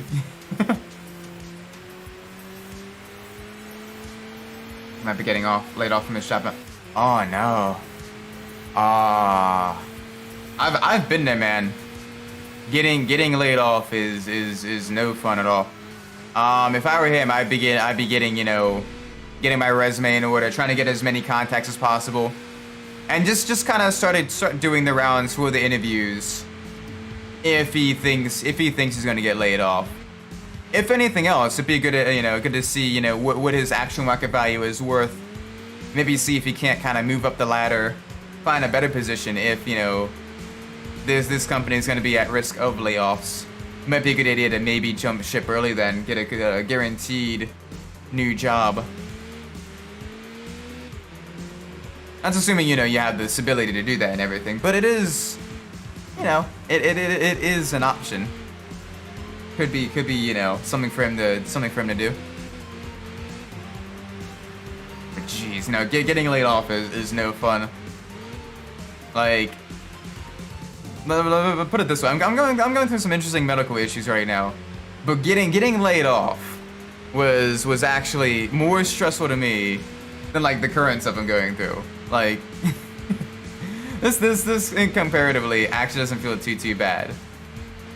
But I'm weird. I'm like, oh yeah, whatever. It's, you know, medical issues. It's fine. I'll be okay. YOLO. Oh no, I'm gonna lose my job. It's weird how our brains work with that type of stuff as well.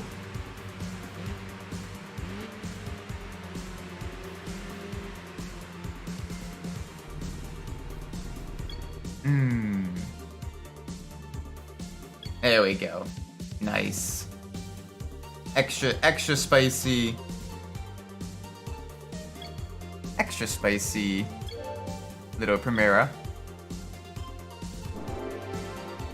But no, I do hope your brother is either able to keep his job or is able to find a new one, because that is definitely rough, man. Getting laid off is never fun.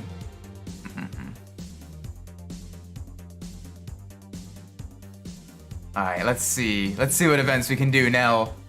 The Primera is getting a little bit faster. It's really able to give us quite a lot of performance. See this race of Victoria Road against other front-wheel drive cars. Going to London, going to Bongland. Going to Bing Bong Town. Alright. Let's see what we can do. And you can definitely hear the more aggressive exhaust note as well. Healthy amount of wheel spin from the launch.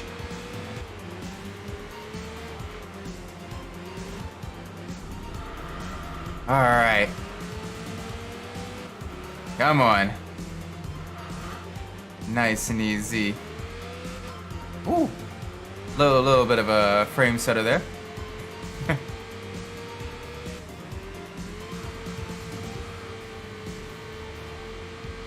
I think we want to brake at this light. Nope, we want to brake a little bit earlier than the second to last light. I forgot. Primera has no brakes. It's got decent mechanical grip. It's got some good acceleration. It does not have brakes.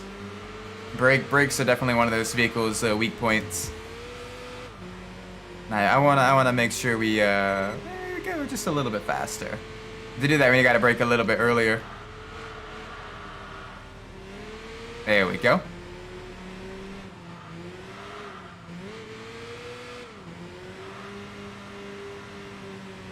Nice. Come on. A little bit of a jump. Woo. All right. Nice and easy through here.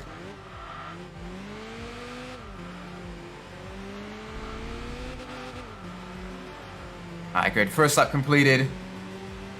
These city street circuits are quite challenging.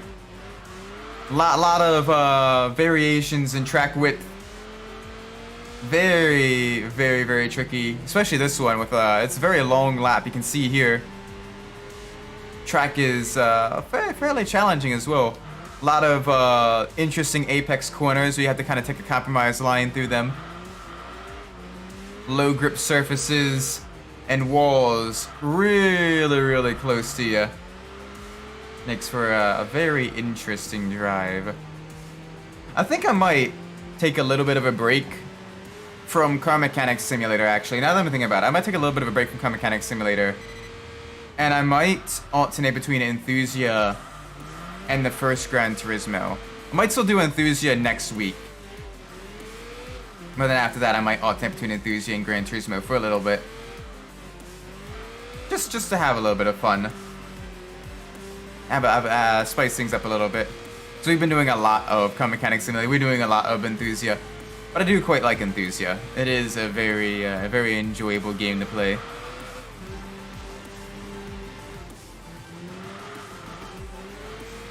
It'd be fun to kind of do the very first Gran Turismo game. I haven't played that one since college, actually.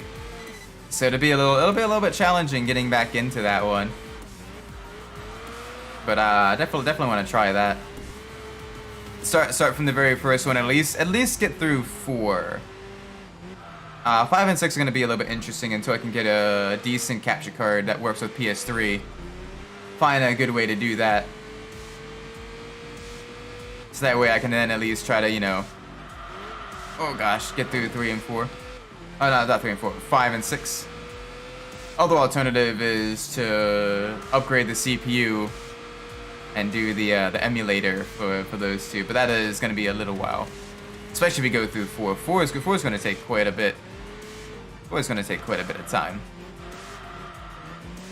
2 might take a decent amount of time too, actually, because 2's got a surprising amount of content.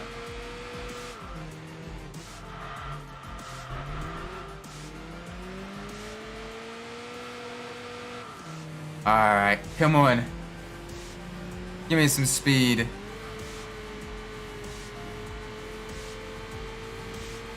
Break between 3 and 4, between 3 and 2 for the light posts. I'm working on trying to like actually get braking distance and using braking markers for consistency in this game. Since I've been doing the ACC League and everything, that has been helping me out quite a lot.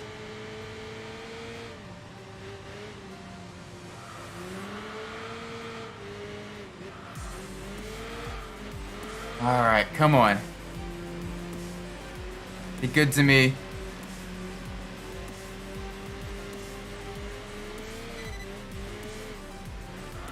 Woo! Little bit slidey there. Just a little bit. Wow. Alright, come on.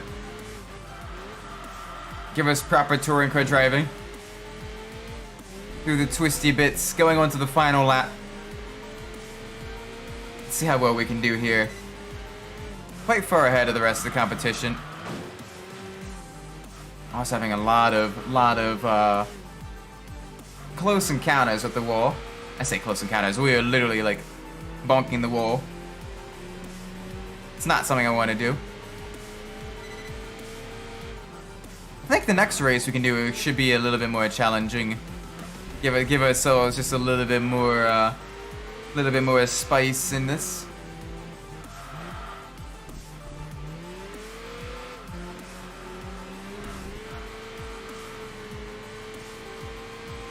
Oh man, this thing. Oh, we're trying.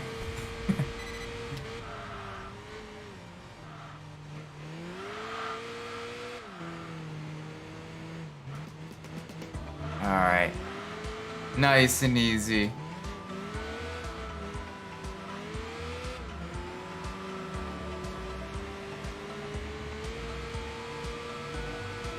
Come on. Come on. Alright, halfway through the track. One more lap to go.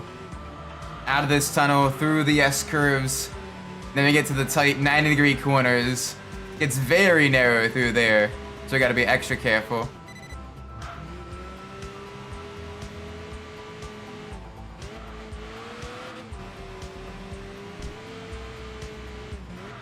Easy here.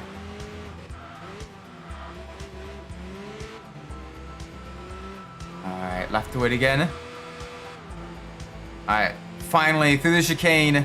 Then a 90-degree left we can take very wide because it opens up on exits. There we go, I see that. There's the finish. Alright, let's go, big push. Boom. Nice.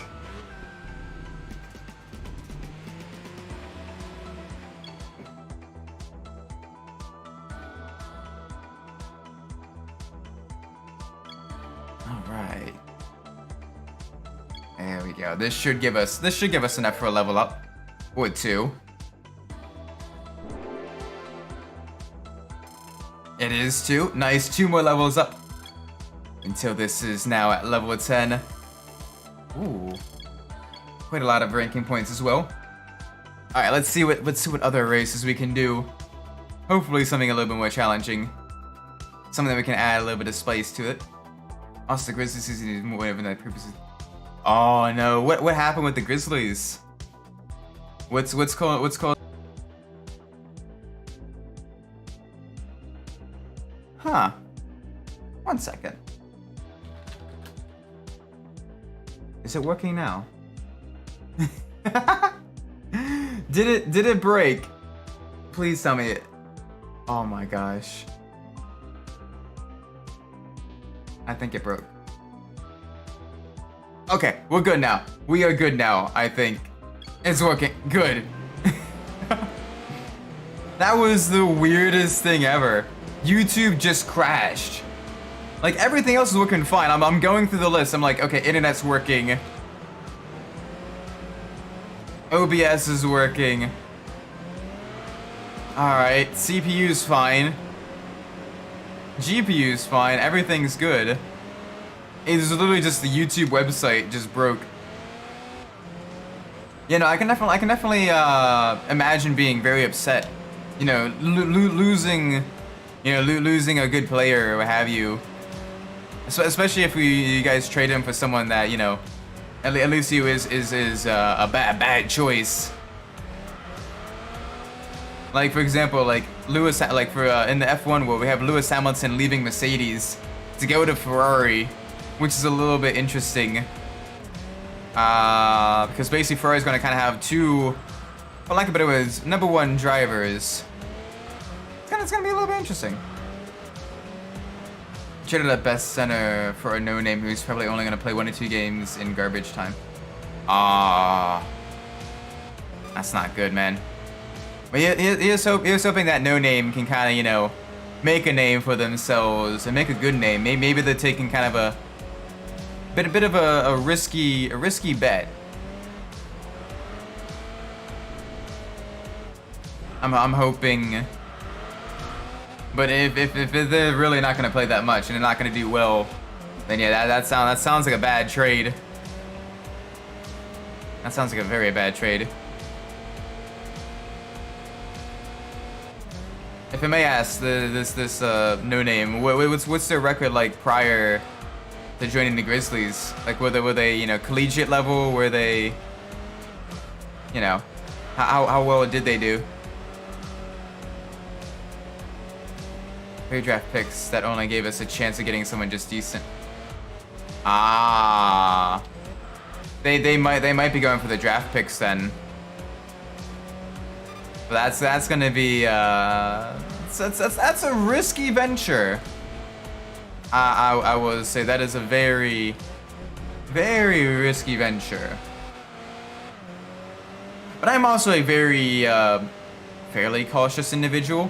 I'm not usually one to take unnecessary risk if I can help it.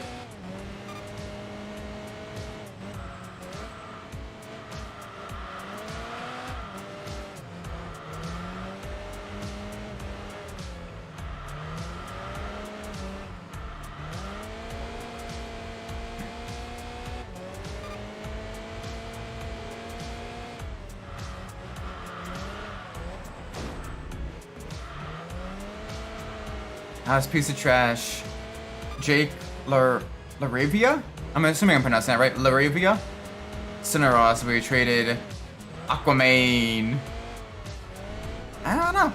So sometimes teams just make the strangest decisions, and us fans are just kind of left wondering why. We're just like, okay. Yeah, you either trust our plan, or you just, you know, pray, hope that they're making the right decision. And then if they don't, then you can write all the think pieces about how you were right and how you should be coached and everything. Oh man. But it is a little concerning that they're going for that much of a risk though. Front office is atrocious. Yeah, they're definitely trying to do a Hail Mary here. It looks like.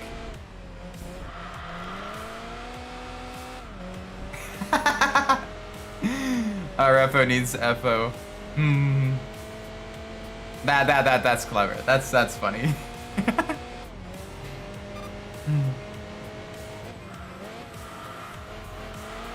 Yeah, so sometimes you get the really bad managers where even if everything else is good on a team, the manager, the team management side of things, team principles and all that stuff, kind of make those teams not the best to play for, not the best to be a part of.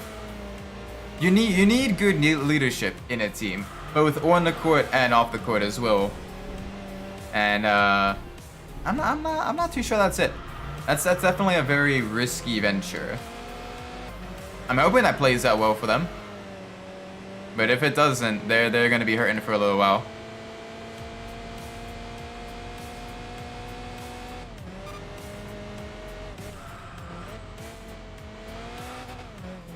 Alright, nice and easy through here. Nice and easy through here. Yeah, that Nissan Z is extra fast right now.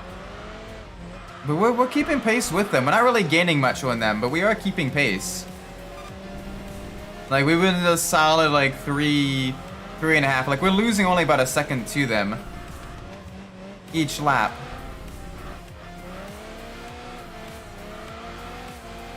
Maybe less even. This straightaway though is where we're losing the most time because they got about 100 more horsepower than us. And you can see, yeah, it is slowly increasing, but not by a whole lot. Like for a Primera to keep up with, one of Nissan's premier sports cars, the Nissan 350Z, that's pretty impressive. All right, it's the first two turns where we're losing the most time. Bonk. Okay. And then we're gaining quite a bit. We're gaining quite a bit through the chicane. So it's that long left-hander is where we're losing quite a bit of time. Come on. Give me some speed. Nice.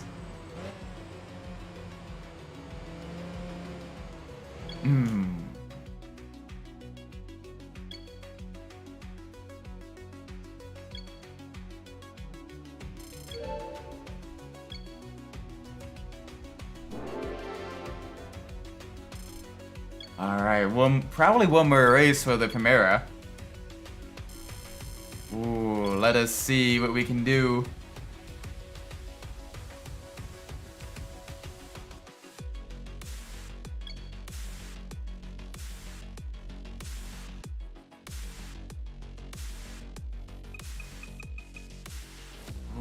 Any...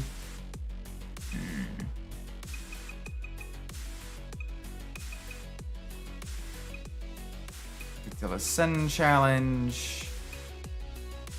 Medium sit-in race. Let's do this one. I haven't raced on Marco Strata at all today. So I want a nice race there, because I love Marco Strata. It's very bright, very vibrant, very colorful. A lot of quick laps.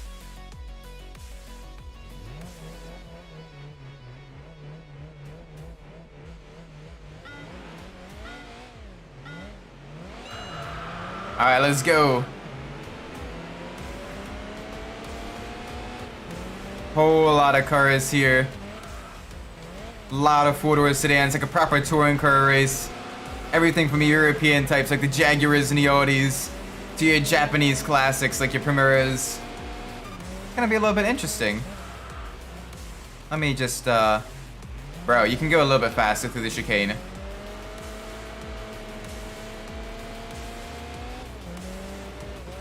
The downside is these opponents are just a little bit slow in the lower levels, which is big sad. It's extra big sad. But this is one of the few times we get to race Microstrata, so I like driving it. Oh, that sound though. The car sounds really good once it's been nearly fully upgraded. It's got that nice, more throaty inline four sound. Very, very nice sounding.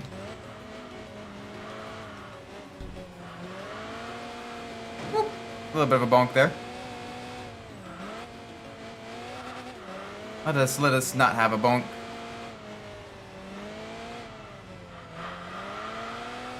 Come on, let's do this race, and let's see what premium sedan vehicle we can get. I don't think we have too many premium sedans left. I think we only have one on the premium sedan list. I think so. I might be wrong.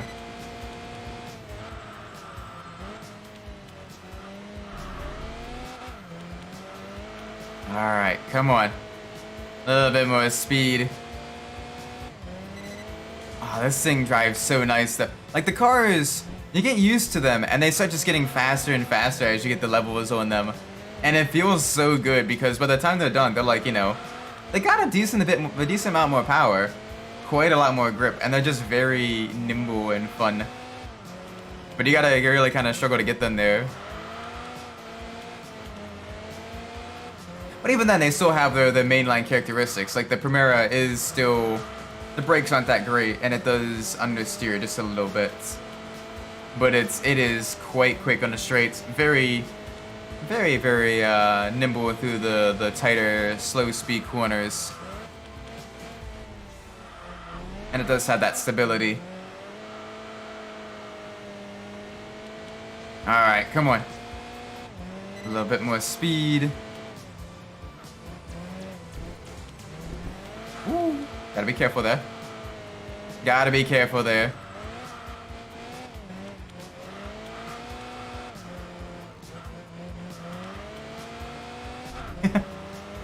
Come on. Can we lap a car? We may end up being able to lap one of the drivers.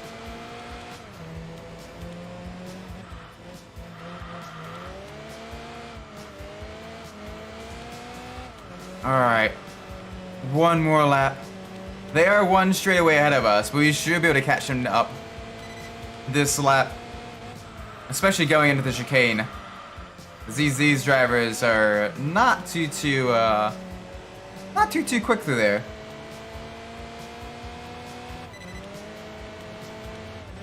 Oh my gosh. They are struggling through the chicane. Really? Even in a Toyota Altezza? I know the Altezza can be a lot faster than that. That is sad. The Altezza's being beaten by a Mazda 6. Oh, that'd be funny if it weren't so sad.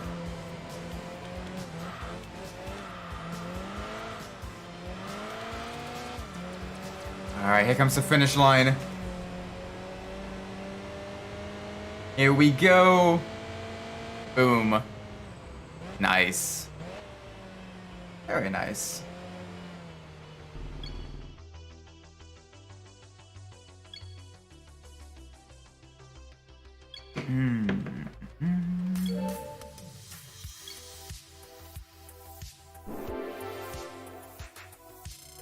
Boop.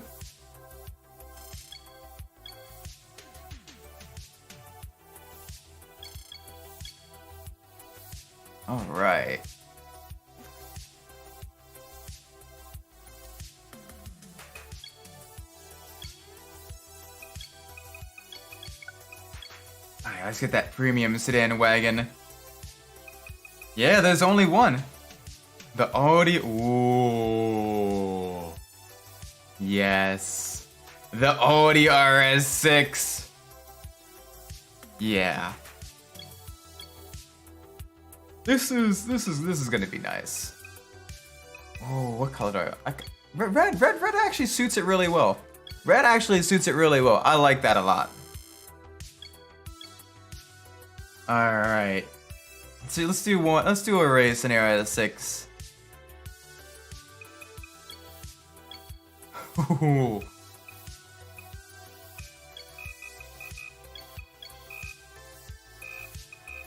All right. A little bit towards acceleration. There we go. All right. Let's see what we can do in this. It's gonna be a heavy car, but it's got power. It has got some serious power. The Vice Shogun Cup. Yeah, no.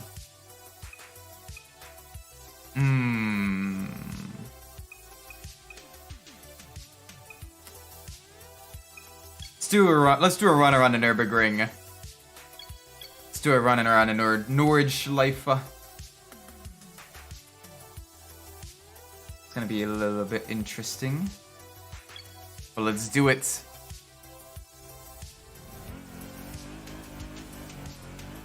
Yes, that sound. And I don't have to worry about timing chains here.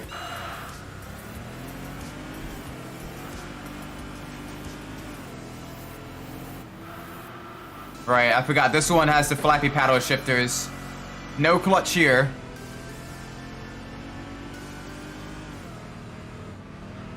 Oh boy. Easy.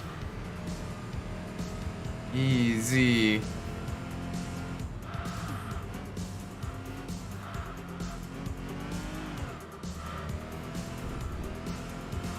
Alright, come on. Nice and gentle.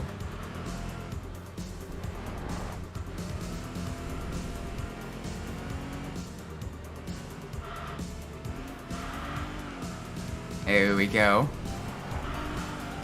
There we go. Alright, big push now.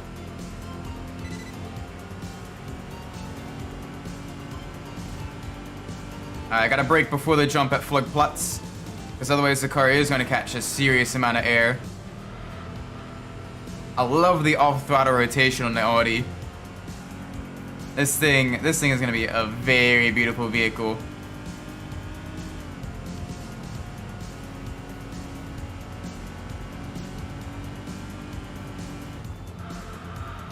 Oh, downside is it does not like high-speed corners. Okay.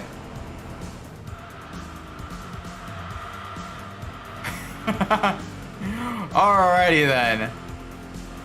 That was a little bit scary. Alright, let's get it going again.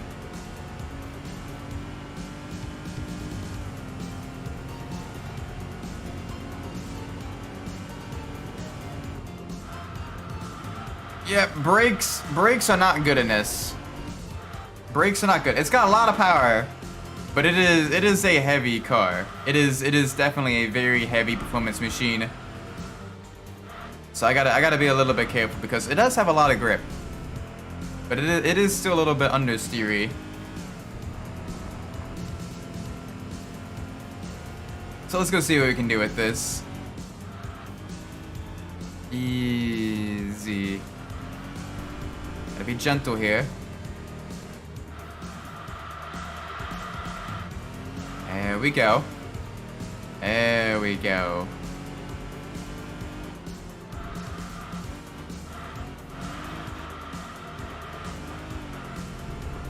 Alright. That looks like what, a Sylvia behind us? Something lightweight and buzzy. I hear its exhaust. I can't get a good look at it right now. But I hear something buzzy behind us. Yeah, that's the Nismo Sylvia. Oh, I can't wait till we get to drive that. Absolutely beautiful little tuner car.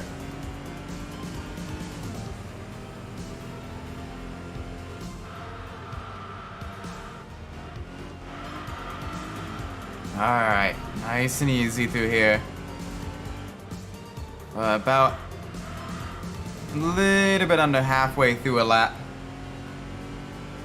Oh my gosh, this thing is gonna fly on the straights though. Like that 1.5 mile straight, this thing is gonna have some speed.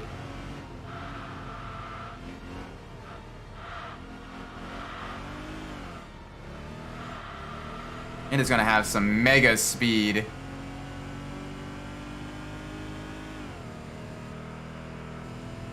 Love the low rumble of this turbocharged Audi. You can just hear the turbos already, even stock. You can hear the whishes of the turbos.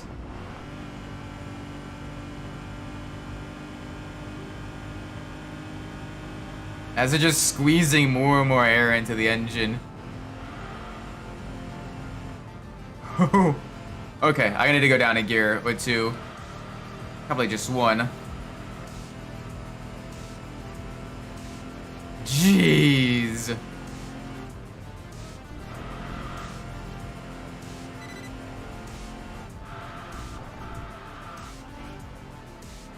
Alright. There we go. That high speed section. We managed to pull off a little bit of a gap. From the S15, the Sylvia. Oh gosh. Yep. Car is understeery, Isaac. What gave that away?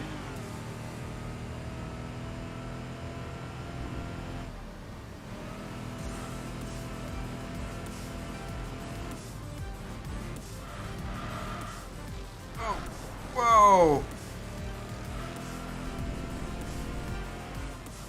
Alright.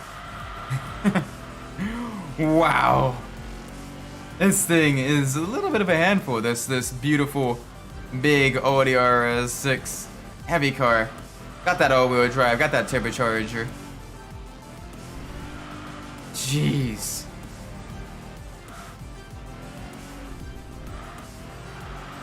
Alright, come on.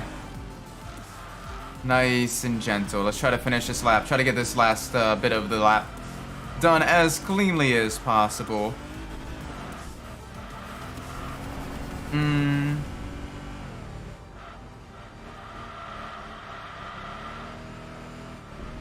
Come on. Be good. Be good to me.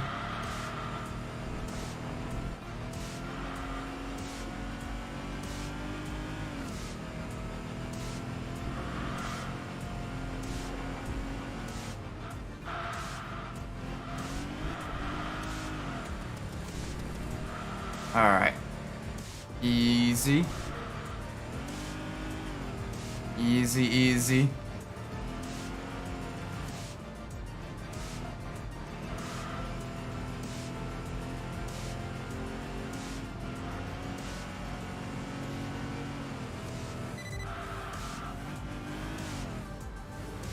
Alright. Final couple of corners. And we get to really see how fast this thing is in a straight line. I'm excited. This is one of the more powerful vehicles in the game as well. It's not the best handling, but it's got some serious speed. So it's going to be very, very excited. Very, very exciting to see what we can do with this. And this is in stock form as well, without any of the upgrades. So once we get it up to its full performance potential, it's going to be terrifyingly quick. Alright, let's go. We'll probably get to 150 before the end of the hill. Oh, easily. There's 150. 160.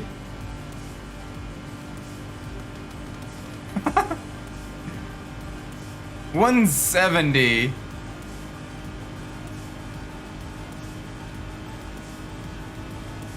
Oh, you actually need to lift just a little bit there.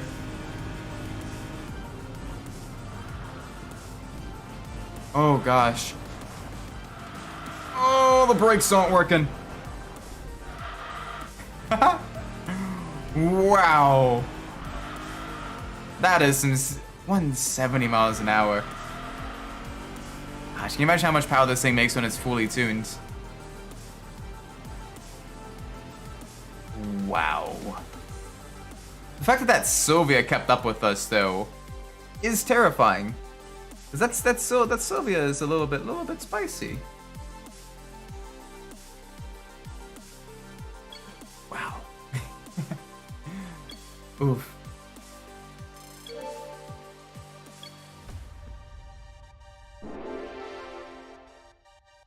There we go. Give it a little bit of a diet. Nice. Alright, so next time we do Enthusia, we will be driving this beautiful beast, the RS6. Absolutely wondrous sports sedan. I have a lot of fun with that. With that being said though, I'm going to be ending this stream here. It is getting late, and I need to get up very, very early for a medical appointment tomorrow. So with that being said, I've been Umbras. Wherever you are in the world, whatever time it is for you, may it be a great time. And I do hope you all have a great night. And I'll see you next time. Bye bye!